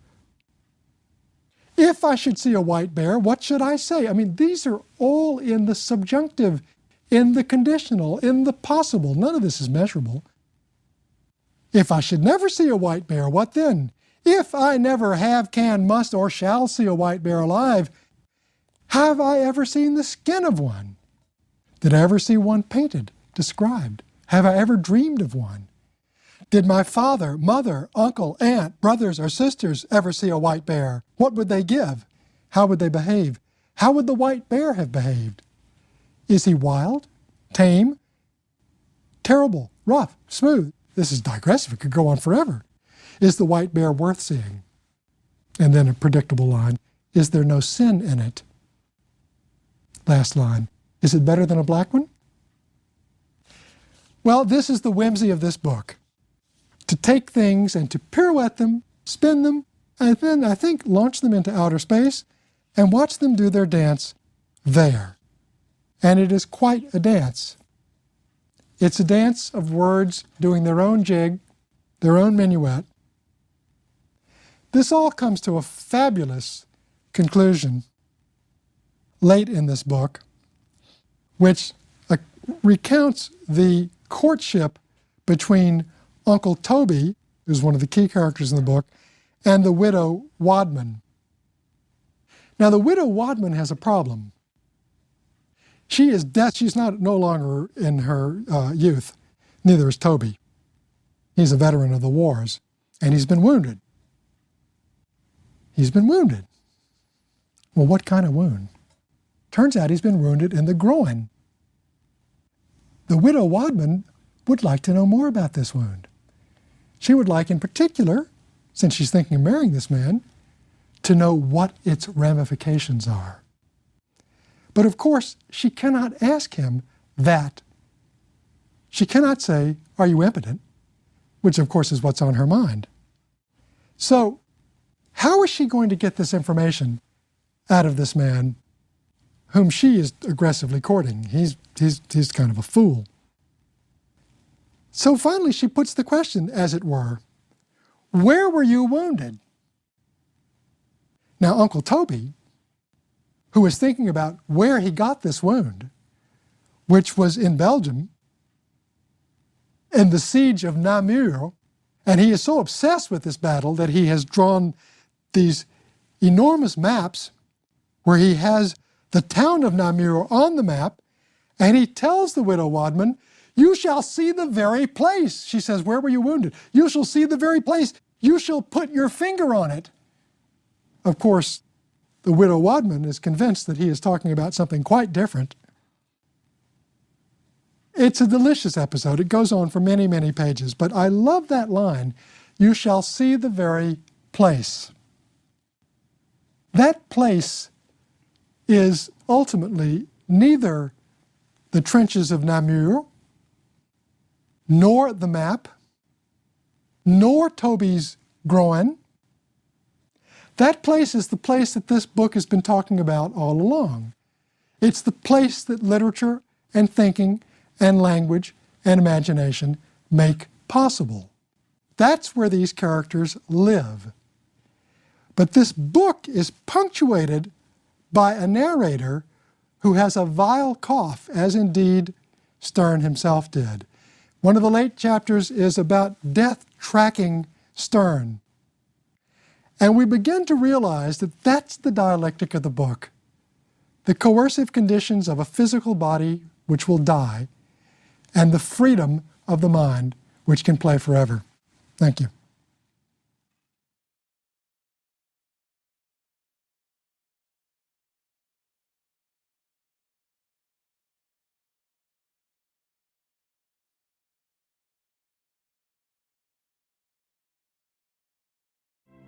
The Liaisons Dangereuses by Laclos. It's an epistolary novel, a novel of letters. Who writes letters today? I'm old enough to be someone who wrote tons of letters, love letters. Letters is what we did when I was young. But of course we live in a culture now of email, text messaging, and so actual letter writing may seem prehistoric, certainly pre-electronic, pre-digital. But as a way of signaling the kind of danger and threat and evil that's going to be paramount in Les Liaisons Dangereuses, I would simply remind you of what parents and educators today increasingly understand, which is that our new technology, the technology that has forms such as YouTube and MySpace, that this technology has a very dangerous, uncontrollable element of exposure in it. And it suggests the sort of thing that we're going to see writ large in the Liaisons Dangereuses, that any form of writing, whether it's text messaging or whether it's an elegant letter written in the mid-18th century or late 18th century, says more than was intended, means more than you can have known, connects you more widely than you could have thought, exposes you in ways that you cannot see, People use a term such as a communicative chain, and I want to stress that word chain. We are chained and bound by our communications. It is a two-way, in many senses, a multiple sort of mesh that we are caught in. We let ourselves in for surprises. This book is going to map some of those surprises. It is not going to be pretty, but it is going to be dazzling. The Liaisons Dangereuses was published in 1782, and it immediately provoked scandal. Laclos, the author, was a military man. And in fact, he was involved in designing fortifications, and apparently one of his grand achievements is that he designed a new kind of shell that would break through fortress walls. Well, I don't think it takes a lot of imagination to realize that that could just be translated into erotic terms, and you have this novel, a shell that would break through fortress walls. And that's how the letter is going to be understood, as a guided missile, as a shell, as something that is going to be sent from me to you in order to open you up, get inside you, and do what I want to you. This book has also been thought of as exemplary, emblematic of what we call the Ancien Régime. The Ancien Régime, the old world, the pre-French Revolution world, the world that precedes many of the things that we now take for granted. Here was the time of a caste society, a hierarchical society, a society of extraordinary privilege. But I want also to say that it's a society of great elegance, of great beauty, and of great cruelty. And all of those things come together here. And when elegance and cruelty become inseparable, we've got a problem on our hands. And I think that's the case in this particular novel. It is also the masterpiece of what we call epistolary fiction, the novel of letters. And for many of us, the notion of a novel of letters seems strange, although even in our own day, Alice Walker's book, The Color Purple, proves that the genre is still alive. But the genre was an explosive, cutting-edge, avant-garde genre in the 18th century. And I would like to just give you a thumbnail sketch of some of the major epistolary fictions, because they give us the background for understanding not only what Laclos is coming from, but what he is altering dramatically.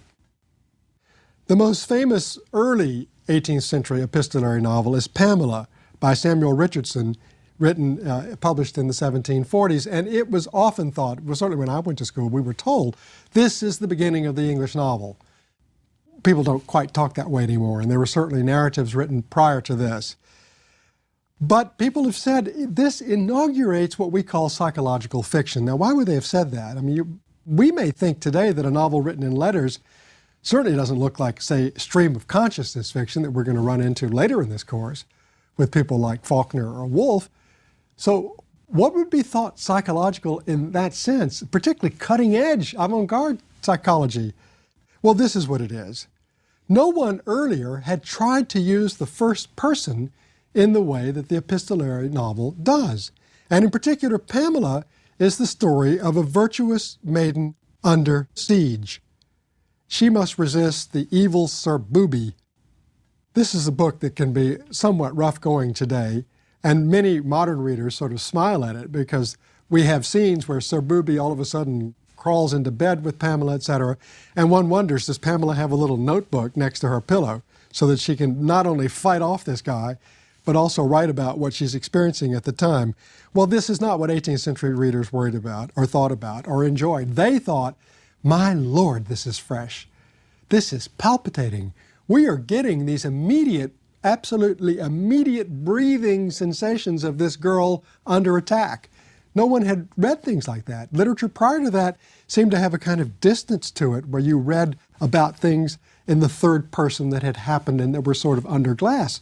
All of a sudden, we get the story of consciousness. She's telling you what's going through her mind as she is under attack. And it was that I think gave this form, the epistolary form, the kind of prestige and excitement that it had at that time. People were stunned by this display of human consciousness. Now, it turns out that Richardson wrote greater books than Pamela. He later wrote a book called Clarissa Harlowe, which is eminently rewarding to read today, where he brought more players into the mix, and you see more different kinds of writers, and it's a more tragic novel, I think, but it still makes use of letter writing as the kind of most immediate and sincere display of what's going on inside a person's heart, their feelings, and their thoughts. The next epistolary novel that's worth mentioning as the backdrop here is Rousseau's fiction Julie, or sometimes called La Nouvelle Héloïse. It's not read much today, but everyone read it in 18th century Europe, and not just in France. They read it in England, they read it in Germany, they read it everywhere. And it sort of depicted the archetypal drama between an aristocratic young maiden who obviously was ruled by certain kinds of social constraints as to what marriage might entail, who was an available candidate for her, and wouldn't you know it, she falls in love with her young, very effusive, romantic tutor, who was not of the same class, Saint-Preux. And there, too, you have a tragic story because she will not be able to marry him. Instead, she will marry an older man. Rousseau wrote this as a kind of moral parable of sorts, of maturation and of denial. And it's also a remarkably inclusive novel. It has lots of scenes that are filled with melodrama, where the letter form works the way it does in Richardson, where we have both Saint-Preux and Julie writing about their tumultuous feelings. But we also have other things in this book. We also have things like descriptions of English gardens versus French gardens. We have descriptions about dueling and the various rules and regulations and whether dueling should be outlawed or not. And you realize that Rousseau does something that's quite special, which is he takes the letter form and he says, I can put all kinds of information in this. I don't just have to tell the story of my main characters. The third one that I want to mention, and these are absolutely, these are bestsellers. These are books that were galvanizing for readers in the 18th century, is Goethe's great novel, The Sorrows of Young Werther, Die Leiden des jungen Werther. And this was published when Goethe was quite young in 1774 at the height of what is called Sturm und Drang, or the storm and stress movement. This is thought to be the sort of first beginnings of what we now call Romanticism. And this letter novel is devoted to Werther's passionate effusions for this woman, Lotte, who is, of course, married. The text itself has been read as a kind of critique, particularly because we see it from Werther's angle, a critique of bourgeois pieties and conventions and constraints and restraints. Instead, it is a kind of wild celebration of stormy, romantic, tumultuous feelings. And it is a kind of indictment of the bourgeois order as a place that chokes these feelings, that does not allow them to come to expression. So that this story really is about the conflict between desire and law. And Goethe, we know, wrote this in relation to some of his own love interests and affairs. And we also know that Goethe wrote this in some sense therapeutically. He wanted to get this out of his system. He wanted to write about wild desire and wild passion in order to get it out of him so that he can continue to go on with his life. But in the fiction, it doesn't go that way. Lotte does not yield, and Werther commits suicide. So that this gushing representation of outpouring feelings, romantic, perhaps a little bit diseased, because we wonder sometimes that this guy's really going over the edge, and he commits suicide, and he does it in a very special way. He's dressed in a yellow frock coat and takes his life. Wouldn't you know that a spate of real suicides followed this, that other people dressed up the way Werther did and blew their brains out? I've always enjoyed, it's not very pretty, but I've always enjoyed that little anecdote because it tells us something about the power of literature, that life sometimes follows art rather than the other way around. And it tells, there's a whole body of literary criticism called reader response theory about how we respond to what's on the page. And I can't think of a more explosive version of reader response theory than people actually blowing their brains out because the character in the novel did it. This book, as I said, was a bestseller, and in fact, Napoleon wanted to meet Goethe and did meet him on the strength of this novel. So you cannot possibly overstate the significance of epistolary fiction, of its reach and of its potency in the 18th century literary landscape. Having said all of that, now let's consider the Liaisons Dangereuses, because it is a huge leap from those novels to what we have here. This text is 100% stereophonic, and I'm going to spend the remaining part of this lecture and the next lecture trying to unpack all of the extraordinary things that come into being because this text is stereophonic, because it is not simply the letters of a single figure. These letters reflect all of the different perspectives brought into play by these characters. This book is the slipperiest book that you will ever read. It's even outfitted with both an editor's preface and a foreword. The publisher's foreword has these statements such as, "We suspect that this is a fiction." Now, you may know that prefaces in the 18th century novel are really, really suspicious documents. Usually, the author has written a titillating, perhaps immoral, or at least amoral story, and sure enough, he's got to outfit this with a preface that says, well, this may look to some people who don't look carefully as immoral or amoral, but in fact, I'm going to show you that this is really meant to teach virtue, that this is supposed to instruct as well as to please. Those are the two old adages about what literature does. So in this foreword, the publisher says, and Laclos wrote all of these positions, he said, we suspect that this is actually not truth, it's a fiction. Because there were other claims that these were letters that were found, and these were genuine letters. He said, no, this has got to be a fiction. Why would this be a fiction? He says, because it is unimaginable that in our day of order and decorum, that such evil events and such evil people could actually exist. At the same time, you have the editor's preface, which says these were real letters, these were selected, they were transcribed, that they have a moral value, and that is to expose vice and to exhort to virtue. So you already come in with these two rather contradictory models about what this novel is. Now, you've heard me say that the reason epistolary fiction had such a sort of stranglehold on readers was because they saw in it a kind of immediacy. That is to say, it's almost as if it weren't a text, it jumped right inside of them. Immediacy that they'd never encountered in literature before, that it was a kind of direct representation of human feelings flowing off the page. In other words, it was the most sincere sort of conduit of what the heart felt of those characters that now readers could access immediately.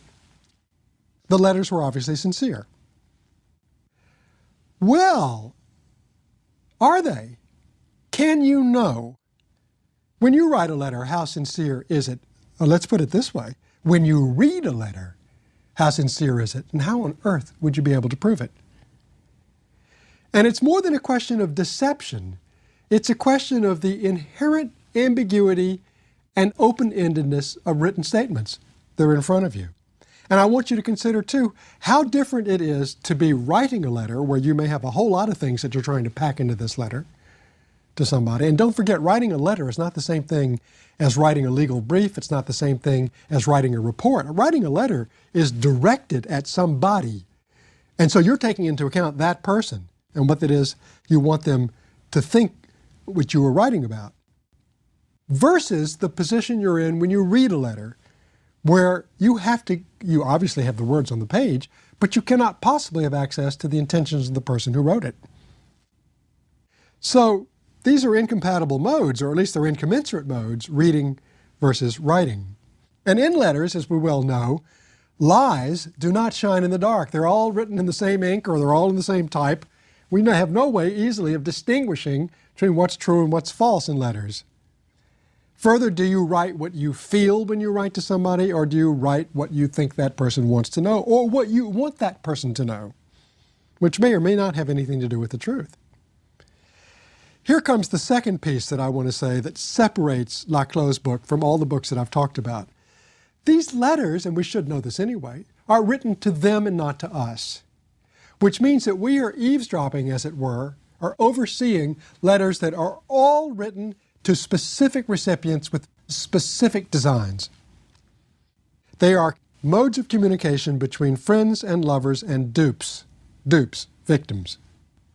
So that what was a display of self, which is what people were so struck by in the earlier epistolary novels that I've alluded to, now starts to become a mode of disguise and it's almost impossible to overstate the importance of that, that we no longer feel confident that we know what people's real feelings are, even though the letter writers go to great pains to try to persuade the recipients that, of course, this is the absolute truth.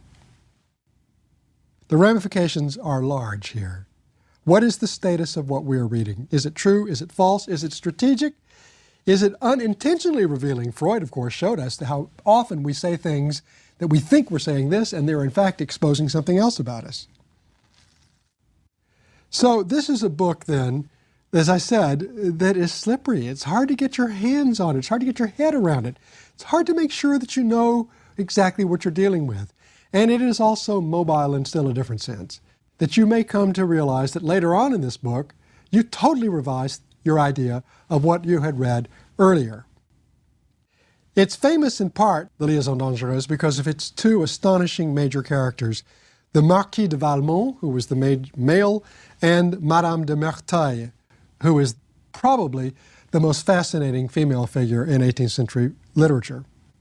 These two are dashingly attractive.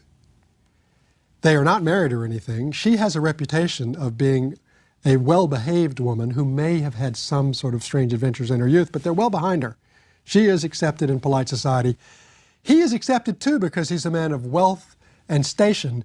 On the other hand, everybody knows that he is a world-famous rake. He's out to seduce women. She is thought to be a person of great wisdom and self-control and of virtue.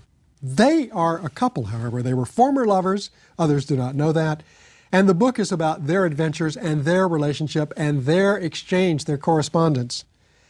They are on an erotic search and destroy mission. Both of them, he openly and she much more secretly, go about seducing people right and left. They are wealthy, they are attractive, they are astonishing, they are seductive, and not only for their victims in the novel, I think they are seductive for us. Here we go. This is the Ancien Régime. This is the elegance of a world that has now been lost to us, it seems to me, for those of us who love France. This has a kind of extraordinary appeal, this world of the 18th century. I had a friend who was an 18th century scholar. He said the 18th century was a time when people understood pleasure, and they understood happiness, and they understood desire, and they were not yet choked by the kinds of guilt and constraint that come into the modern age. Well, Valmont and Merteuil exchange letters to themselves where they compare strategies. These are strategic letters. They each go about explaining, this is how I intend to seduce X, Y, or Z. And then they also, of course, write letters to X, Y, and Z, who are their victims. And those are the letters where they explain how much they love these people, or they find ways to get these people to respond to feelings that they are feigning often themselves. But we see, because they see, all of the letters, the ones that they write to each other and the ones they send to their victims. And of course, the novel also has the ones that the victims send back to them. So you get this enormous potpourri of letters, all of them brought together. They copy the letters and send copies of them to Valmont to Merteuil, Merteuil to Valmont. And you realize that since they have at their disposal all of the letters, now think for a minute, that's what you never have as a letter writer. As a letter writer, you're sort of in the dark. All you get is the one that's sent to you. But in this book, they have access to all of the letters, and it's in that sense that they occupy a position which is very close to our position, which is panoptic. They see from all angles. I hardly have to say that in real life, we never have a panoptic perspective. In real life, we are blindsided to our own two eyes and what we can ferret out about the world. But in this book, we have the at least illusion initially, because they have it, of seeing in the round, of knowing how everybody feels and thinks. Two kinds of letters, as I've said. Strategic letters on the one hand, love letters that are probably bogus on the other hand. We are in their position. This is a position of overview and interpretation, and they are first-rate literary critics. As I said, they copy the letters, they send them to each other, and they comment sagely on them. They explain how much is revealed by people who didn't know they were revealing anything. A word here, a phrase there, and they know exactly what it means, even though the letter writer never suspected it. One reason I'm emphasizing this is that this book is about power. It's about power and control, and it's about mastery. And I want to say a word about mastery. Mastery is, in some sense, what we take for granted and want to continue to shore up as we read. Reading is a form of mastery. Reading is not just a way of acquiring information. As we read a novel or as we read a report or an essay, we gradually build our understanding. We build an edifice that becomes more and more solid. I think it's the unstated goal, and I also want to say it's the unstated pleasure of reading, is to achieve this kind of mastery. We do it in small segments and increments. That when you solve a particular problem in mathematics, or when you read a particular essay about political science, or when you read a poem, the mastery consists of, at the end or as you go, making it make more and more solid sense. Otherwise, why would we read? We certainly wouldn't read in order to be confused or to get lost. And I want to say that that, in a sense, comes from the Enlightenment, that this is a kind of rational project of sorts. This comes from the Encyclopédie and from the philosophes, the philosophers, who were trying to say that reason is the great cardinal virtue in life, as opposed, for example, to other virtues that the church might preach. So this book is a kind of carnival of reason, if you'll allow me to put it that way. It's about these shrewd analysts, Merteuil and Valmont, reading and decoding and deciphering and analyzing the letters that other people write, and we enjoy it as a kind of feast as we read it. We feel secure. We are allied to them. Our position is like theirs. They have this panoptic overview, so do we. Let's go now further into Valmont and Merteuil. They are Nietzschean figures, even though this book is written a good century before Nietzsche. They're Nietzschean Superman figures in the sense that they are out to subvert all traditional values and codes. So Valmont is out, his particular victim in this book, he's got several, but the major one is the virtuous Madame de Tourvel. She is virtuous and it matters. She is religious, she's pious, she's married to some lawyer. We never see her husband. But it's the fact that she's virtuous that really eggs on Valmont, excites him, arouses him. He says categorically, he wants to be the god that she worships. And it's further the case that you almost sense a feeling of self-deification here. He not only wants to be the god that she worships, but it's not an accident the Marquis de Sade wrote this around the same time. He wants her to suffer incrementally, increasingly, incessantly, as she has to give up her God for this new one, who is him, her lover. That's what he wants to be. The whole project of the book is, will he be able to bed this woman or not? One feels as well that these two characters can't even bear the other affections of the people that they run into. It's as if I am the person you're supposed to be interested in, always. I'm the person who's supposed to be at the center of your life. At one point, Valmont encounters a former mistress who invites him to a dinner given by her plump Dutch lover. And he decides that the only reason to go there is to come between them. He feels honor-bound to get this Dutchman dead drunk so that he can slip in between the sheets with the woman that he used to have an affair with. In the hands of these two characters, Valmont and Merteuil, letters become vessels of intentionality. Now that's an odd phrase I used. Vessels of intentionality. And by that what I'm trying to say is what we put in a letter is in fact a form of intentionality, volition. We don't write in letters descriptions of the world around us. Letters are objects that we send to other people in a sense as an extension of our own wants, for them to feel them and respond to them. Letters are calculated. There's no such thing as a spontaneous letter. There's spontaneous thought. But you've got to get the paper, you've got to get a pen, you've got to work at writing something. This doesn't happen by accident. And this book helps us to see how much staging, artifice, and outright dishonesty and manipulation are possible here. All of this leads me to ask the question, given all of this, what on earth is a love letter? Could there be such a thing? We think of a love letter as the expression of my feelings for you, your feelings for me, from one heart to another heart. Everything I've said in this lecture has been intended to complicate that, to make you realize, well, things, are they ever that direct? Could they ever be that direct? I recognize love letters may not be written anymore, but nonetheless, I suspect that most of you can at least remember when such things existed, and maybe you still write them. And it's pretty much possible, at least, that text messaging and email are also, in fact, packaging love declarations also, maybe in a different code, but nonetheless. So a love letter would be a kind of expression of feeling, a bid for mutuality. After all, what is love if not mutuality? But they're composed by one person and sent to another. At one point in this novel, Merteuil coaches this young girl, and she says, "You silly goose, why do you always write about what you feel? That's not what you're supposed to write about. You're supposed to write about what you want this other person to believe. What's going to make him happy?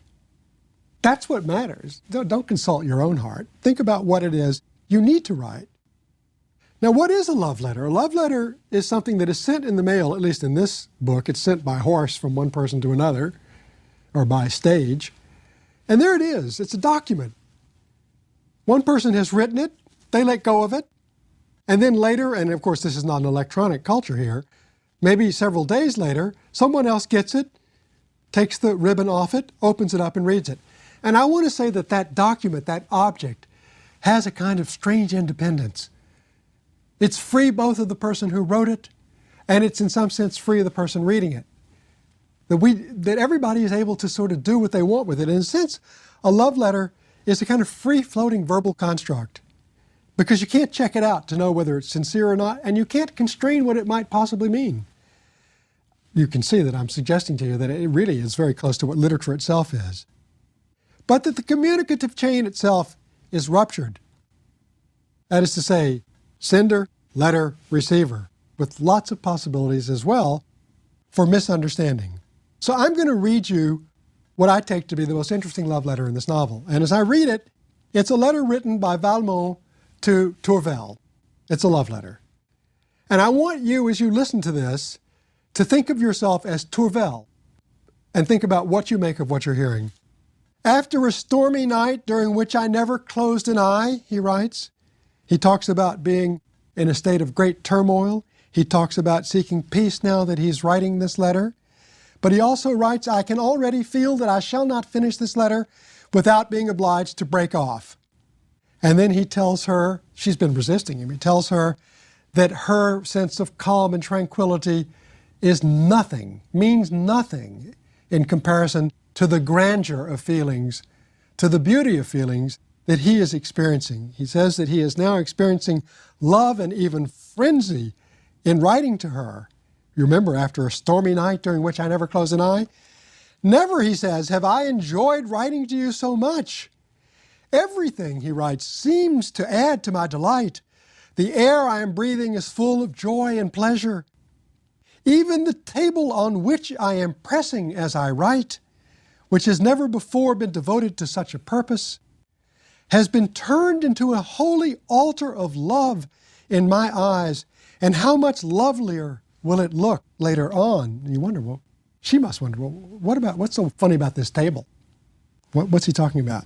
And then a little bit later, he writes that he's so overcome by the feelings of love that he's experiencing, I quote, "I must leave you a moment to relieve the frenzy which is overtaking, nay, overpowering me." And then we get ... in the text.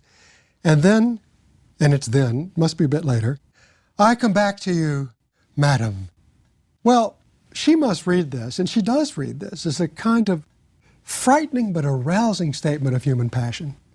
But what we know, and she can't know because she's just got the letter, but we who see in the round, and it is round this time, we see that the table that he's using to write this on, he says it's never been used for writing before, is in fact the behind, the rump of his lover, Emily. He's writing this letter to Tourvel on her body. He's becoming increasingly aroused. They've already made love. And as he writes this letter, he becomes still more aroused. And he stops it then, the frenzy that is overtaking me, and he has sex with her. And then he comes back, I come back to you, madam. She can't see that. She can't know that. This is the Ancien Regime. I said it's elegant. I said it's cruel. I want now to say that this is the most authentic letter in the novel. It is a letter in which language and reality are the same. It's a letter where the words are about sexual passion. The only little thing that is wrong with it is that the addressee is wrong and that he is, in fact, having sex with somebody else as he's writing this love letter to Tourvel. All of the impudence and all of the brilliance, it seems to me, in this novel is already sort of adumbrated or contained in that episode. Thank you.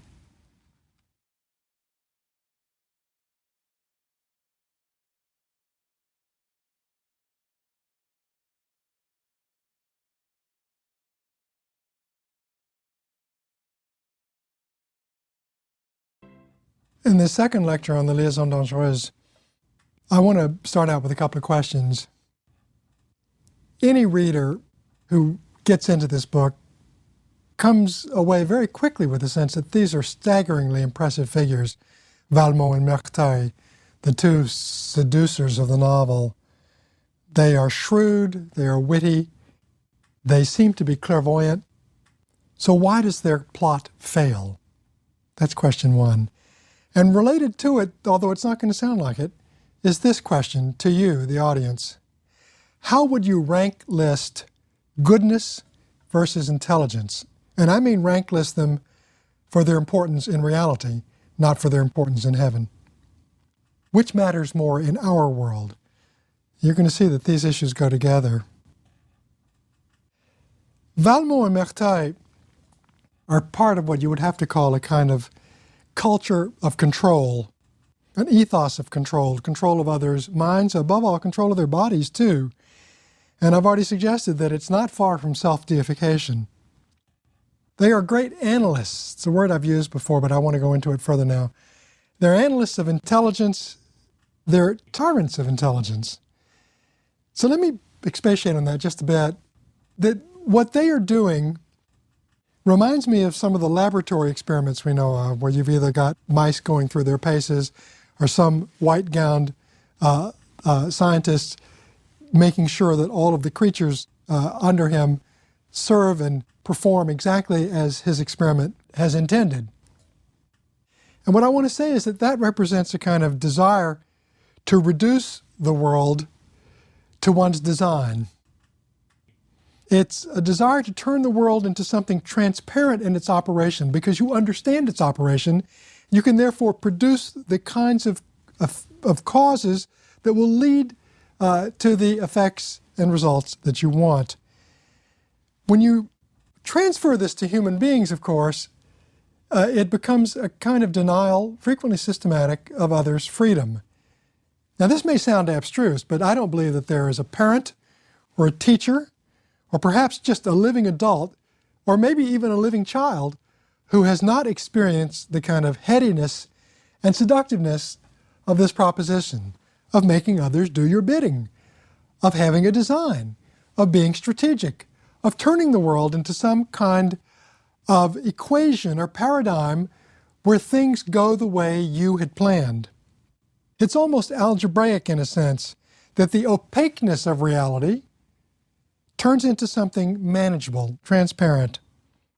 It's a kind of dream of the world becoming readable, interpretable, and therefore controllable and manipulable. Now, the power, the talent that Valmont and Merteuil possess is, it seems to me, a stunning ability to read the body.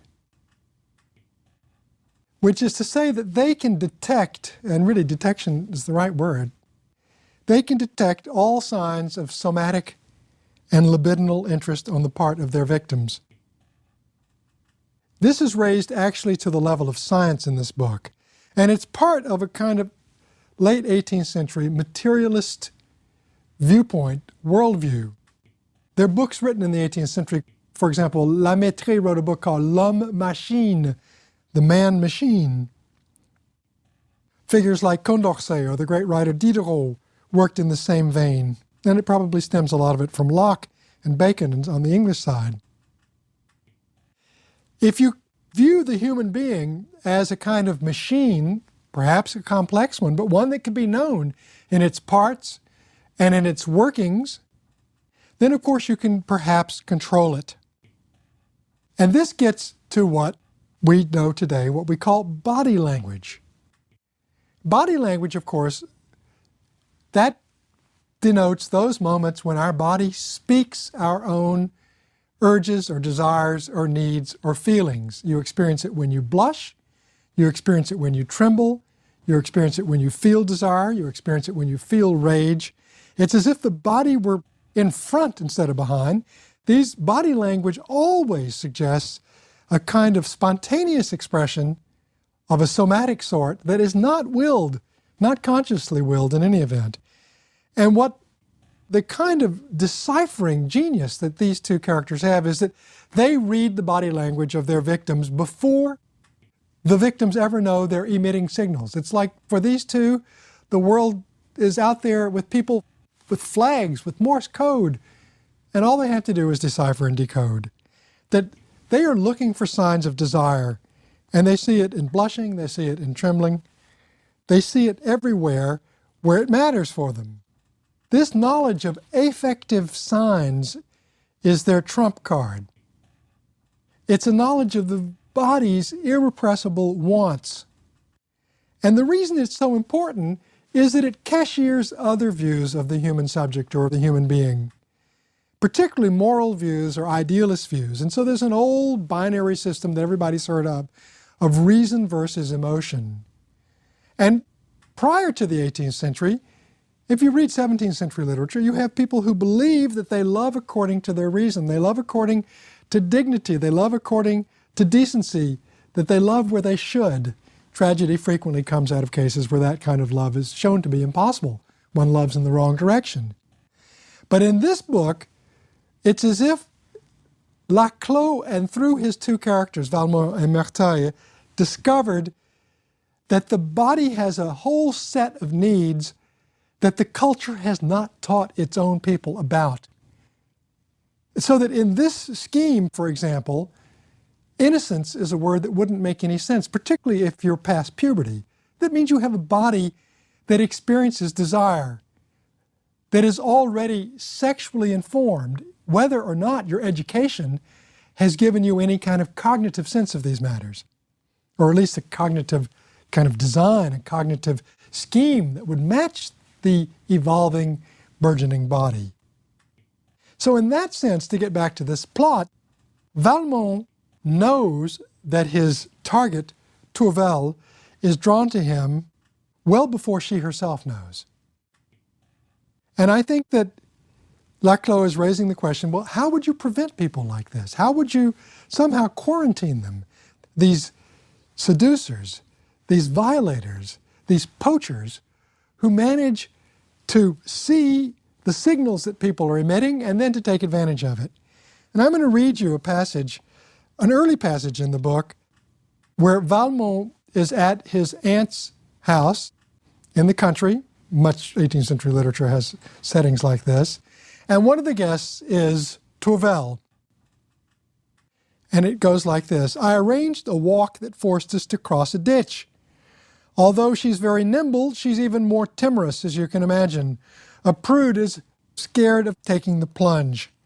This modest young woman had to place herself in my hands. I've held her in my arms. Getting ready and then carrying my old aunt across had sent this playful, pious young woman into fits of laughter. But as soon as I'd picked her up, as clumsily as I could, our arms somehow became entangled, and I pressed her breasts hard against my chest, and for a few seconds I could feel the throbbing of her heart. She blushed delightfully, and her bashful expression told me well enough that her heart was pounding with love and not with fear. The reason in the text that's italicized is that Merteuil has said, well, if this woman ever turns red and blushes, it's because she's afraid of you. And he's telling her, nope, not so. However, my aunt made the same mistake as you and began saying the poor girl was afraid, but the poor girl's disarming honesty didn't allow her to lie. And she said innocently, oh no, it's not that, but... And of course, you can't say it's because I'm excited by this man who has pressed my breasts against his chest. It's as if she's just beginning to get the message. This, Valmont writes, told me everything I wanted to know. Now, what I want to suggest as well is you can't police a society in such a way as to get people like that out. It's not a question of exposing the genitals. It's a question of forbidding handshakes, forbidding someone from giving you a little peck on the cheek. These people don't need much to go on. Valmont will write about moments where he sees trembling in Tourvel's hands. He sees that after he addresses a few words to her, there's just a kind of slight pulsation. He's got eagle eyes. He misses nothing. This is the scientism of the book. This is a program. It's about the power of analysis. And what it means is that your ignorance is my power. I know you better than you know yourself. My knowledge of you depends to some extent on your ignorance of yourself. Critics have written that this is the most analytic book in the French tradition, and the French tradition in general is a more analytic tradition than the English one. And others have said, well, Proust is a more profound writer than Laclos. But the response is, maybe, but no one has ever shown the power of analysis. That is to say, analysis as power in the same way that Laclos does. And the worst instance of this in the novel, of analysis as power, is what happens to the young girl of the book, Cécile Volanges. And the plot requires that I explain a little bit of that. She's very young. She's the one who has the body of a woman, but the mind of a silly goose. She's had a convent education. No one's ever told her anything about the senses or about sexuality. And she is wildly in love, even though she's terrified to speak of it, with this equally innocent young man who was her music teacher, Danceny. And so that's the idyllic part of the novel. These two youngsters are crazy in love with each other, and we're going to watch how that gets completely sullied by this book. Turns out that Valmont begins to hate this young girl's mother because she's speaking dirt about Valmont to Tourvel, whom he wants to seduce. How does he get revenge? It's pretty obvious if you're Valmont. He says, the old lady is too old to seduce, so I'll seduce her daughter. And of course, they too are at the aunt's country house. This is the economy of this book. How does he seduce her? Well, he tells her that I've got messages from Danceny, and he arranges, she's so naive she doesn't know the difference, for her to give him a key to let him come into her room at night. He comes in, she thinks he's coming to talk about Danceny, and he gets in bed, and at that point, he begins his seduction. And she tries to get rid of him, and he says, all I'll do is make noise. Who is going to believe you? Everybody's going to think that you must have invited me.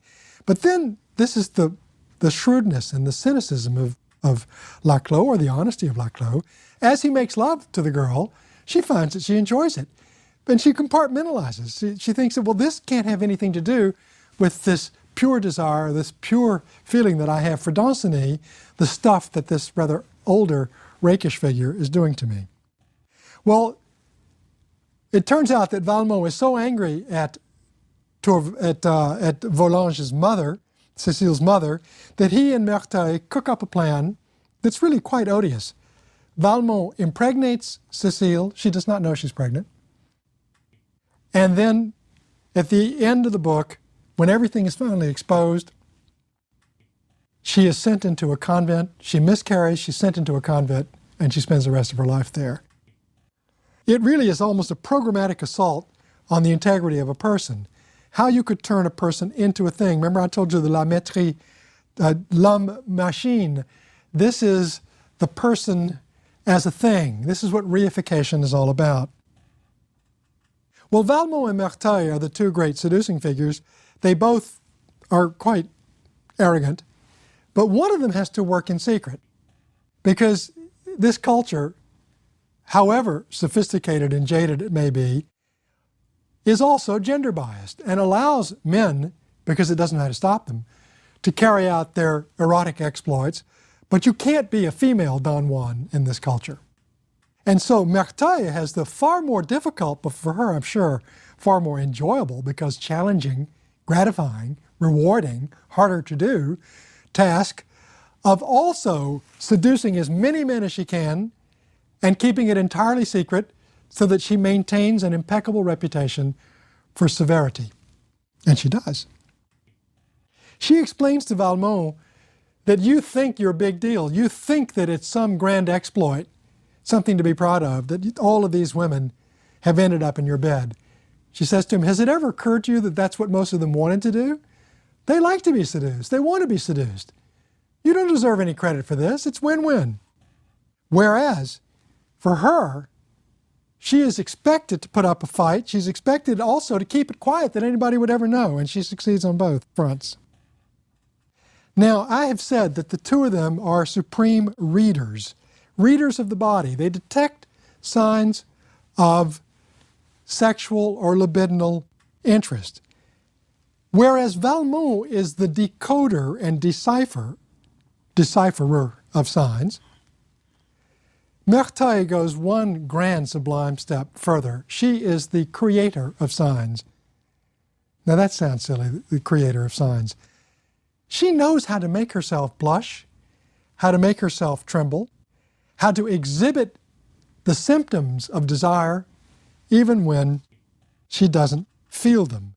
And therefore, the most fascinating letter in the book is the long, long letter in which Merteuil talks about her own upbringing. And it's quite unique in this book because, as you can imagine, the epistolary model requires that letters are written, fired off, responded to, fired off, and therefore they're almost like snapshots, that they don't record the passing of time.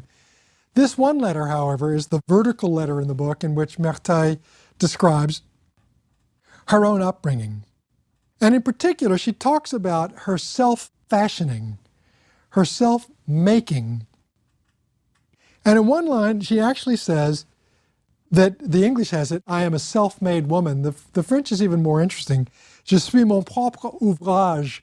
I am my own work of art. And she explains to Valmont that this started early in life, that when she was married off to this older man and when she lost her virginity to him, she regarded it as an experiment. French is interesting this way because the word expériment or expérimenter can mean both experiment and experience. Experience can mean both as well. And therefore, she regards all opportunities for sensation of any stripe, pain or pleasure, as a kind of laboratory experience, as a chance of learning something, except that she reverses them. She says that when she ever experienced pleasure, she made sure that she knew how to put a kind of doleful expression on her face. And quite the contrary, that when she experienced physical or emotional pain, she manages to have a radiant, happy expression. In other words, do you see how this completely inverts body language as we know it? Body language is when my body speaks me, not by my bidding, not through my control. It speaks something that is spontaneous and irrepressible in me. Merteuil is the alternative to that. Merteuil speaks her body. She makes her body represent whatever she bids it to, whatever she tells it to. And this is also related to Merteuil's cult of pleasure. She is the grand hedonist of the book, much more so, I think, than Valmont. She tells Valmont that most of the women she knows are women of feeling, and she thinks she's totally contemptuous of them.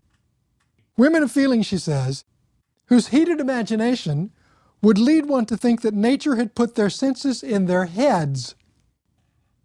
And she says those people have never given proper thought to the matter.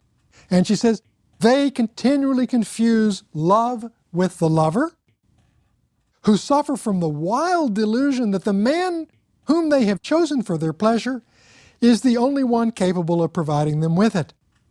And then comes the delicious 18th century sort of cynical, shocking zinger to close this. These women, she says, are so truly superstitious that they offer the priest the respect and belief which properly belongs only to Eros himself. That the real divinity is orgasm, it's sexual pleasure. Don't be a silly goose, don't be a fool, and confuse it with the man who happens to be giving it to you, because some other man can give it to you as well. This is the kind of materialism of this novel. And of course, it's a pretty tough doctrine in its own way. It's a terribly anonymous, impersonal doctrine. It says that our feelings are lodged in us. Our senses, she says, are not in our heads. They're in, she doesn't say this, but what she means is they're in our erogenous zones. And what we want is for them to become activated, stimulated, gratified. That's what love is about in this book. Well, this is the 18th century. I mean, Romanticism will absolutely knock this out of the game. There's something extraordinarily tonic and fascinating about the view that you get in this particular novel. Don't confuse the divinity with the person who makes it available to us. I said it is one of the questions I gave you at the beginning, is if this couple is so smart, so shrewd, so Nietzschean, why do they fail? Because they do. Things go disastrously amok in this book. So one way to get a fix on that, may not be the best way, but it's one that I've come up with, and it goes back to my reference earlier to the scientist with his rats or his mice in the lab, is to think of this as an experiment, which is pretty close to the way they think of it. And I'm going to give you two models of experiment. One is that A observes and controls B. That's what I think the behavioralist scientist does. But the famous Heisenberg theorem challenges this model by positing something quite different, which complicates it, which it says that the observer is part of the experiment. Now, if you take this model and put an emotional and sexual dimension into it, it means that the seducer cannot keep the distance required or the freedom needed from the victim that he is seducing. And I want to use this somewhat crass model, the Heisenberg model, to try to account for what happens in this book and what ultimately turns this book inside out. And that is to do with the grand scene awaited throughout the entire novel, taking place 3/4 of the way through, when finally Valmont seduces Tourvel. And it starts as a classic rake seductive scene. He's laid out the scene, he surveys the setting, he sees at one point a picture of her husband next to the sofa where he expects to bed this woman. So he either figures he's got to either turn that picture around or choose some other place to do it, because he can hardly have her looking at him and then looking at her husband. So he stakes out his terrain. He compares himself, all of this is in a letter he writes to Merteuil, detailing chapter and verse, how he's gone about it. He compares his methods to that of the great generals, Turenne, Frédéric. He explicitly makes a parallel that the whole book will support, which is the parallel between the principles of the boudoir and of the battlefield. That warfare between soldiers and warfare between lovers, many parallels. So, he finds that all of his technique works. He is able to seduce her. It's hard to really follow in the text exactly what happens, as if she almost collapses. And then she sort of comes to, and he is her conqueror in the language of this book. And he's quite prepared for a few tears to come in response. But he wants a second go-around to sort of confirm his victory. And that's when trouble starts. She's almost palsied. She's having spasms. Tears are pouring out of her eyes. He doesn't know what to do. And finally, the only thing he can sort of come to as a strategy here is to say that, well, you're so unhappy because you've made me happy. You're in despair because you've made me happy. And that's what does it. That turns it around. Happy, she said? So I've made you happy? And then he realizes this is the key that will keep the lock open for him. Happy through me? And he provides the proper answers. And this is the required way to go forward, to have continued lovemaking with her. She even says that now she can bear her life. She's the tragic figure of the book. She really believes in virtue. She believes in fidelity. She has fought this man and therefore been fighting herself because she's wildly drawn to him. But the only way she can somehow accept this is to think that it makes him happy. She's incapable of saying, as Merteuil would, this makes me happy. Like, I'm getting a great thrill out of this. No, that's not it. She makes him happy, and his happiness is enough for her. She can now go on living, she said, knowing that it makes him happy. She will devote herself to him. And here comes the unexpected follow-up. He writes, and so with an innocence which was either naive or sublime, she abandoned herself to me in all her beauty, sharing my pleasure until it ended in simultaneous ecstasy. I have to read that as a mutual orgasm. And for the first time, mine outlasted my pleasure. He continued to feel something powerful in himself, well beyond the sexual effect was over. In this book, L'Homme Machine, the body just as a kind of somatic set of drives and needs and pulsions, stimuli and nerve endings and erogenous zones. In this book, that statement is revolutionary. And for the first time, mine outlasted my pleasure. And so we have to realize that the book is flirting with a kind of romantic solution here. And we have to begin to realize that a whole lot of things may not be what we quite thought, that maybe Valmont has always been in love with this woman, even though he has been telling himself and Merteuil that he is seducing her. Could it even be that he's being seduced by her? And then we realize that Merteuil has known all along that Valmont is in love with her. Not a very pure love, perhaps, but the kind that he's capable of. It may well be, although Merteuil will never tell us, that she's jealous about this, but she certainly sees it in a way that Valmont has not seen it. He has thought, perhaps, that he is simply following his plan of seduction. Because one of the conceits of the novel is that he has promised Merteuil that once he has had this woman, he will then, and he can prove it, she wants proof, he will then return to her bed, and the two of them will celebrate this by getting back together as lovers again. Well, Merteuil has known all along that despite his protestations that all he's really trying to do is toy with her, she has known that he's drawn to her and that he loves her.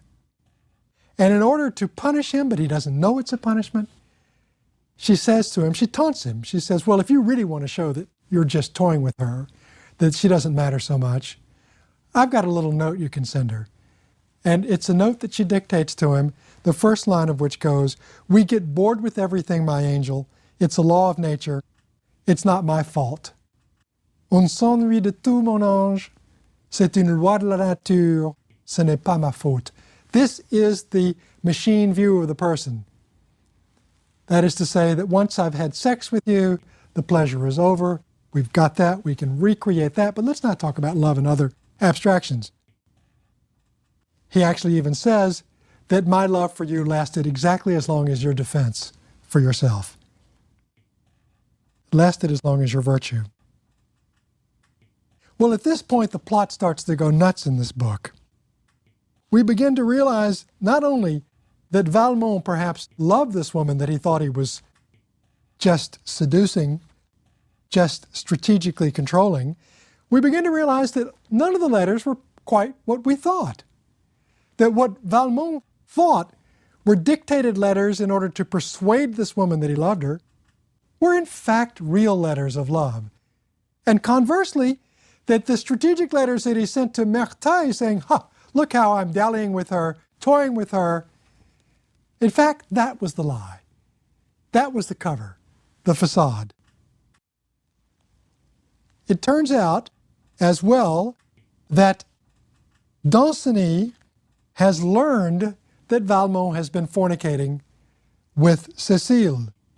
How has he learned it? Because Merteuil has also seduced Danceny and told him. Danceny challenges Valmont to a duel and kills him. Any serious reader of this book wonders, how could this kid kill this confident, powerful rake figure, Valmont? It might be, it probably is, a suicide. What I'm getting at is that the further you read into this book, the less you know. And that's because it's a letter novel. And that's because letters themselves express things that you don't know you're expressing. And that's because all of Valmont's certainty that he is toying with Tourvel and really in collusion with Merteuil, all of that is backwards. Moreover, Merteuil herself may be acting out of jealousy. We will never know. People won't write what they really feel. They write about other things. Why haven't we seen it coming? Why has their plan failed, but we haven't seen it? And one answer I'd like to suggest, and it goes back to my other question about how we rank intelligence versus love or virtue, is that we are rooting as readers for this couple. And that is because intelligence is seductive. It's seductive in a way that the people who made films like Bonnie and Clyde, or Butch Cassidy and the Sundance Kid, or Ocean's 11 know that we will root for charming, seductive, immoral people, bank robbers and others. I teach at a university where you get in because you're smart, not because you're good.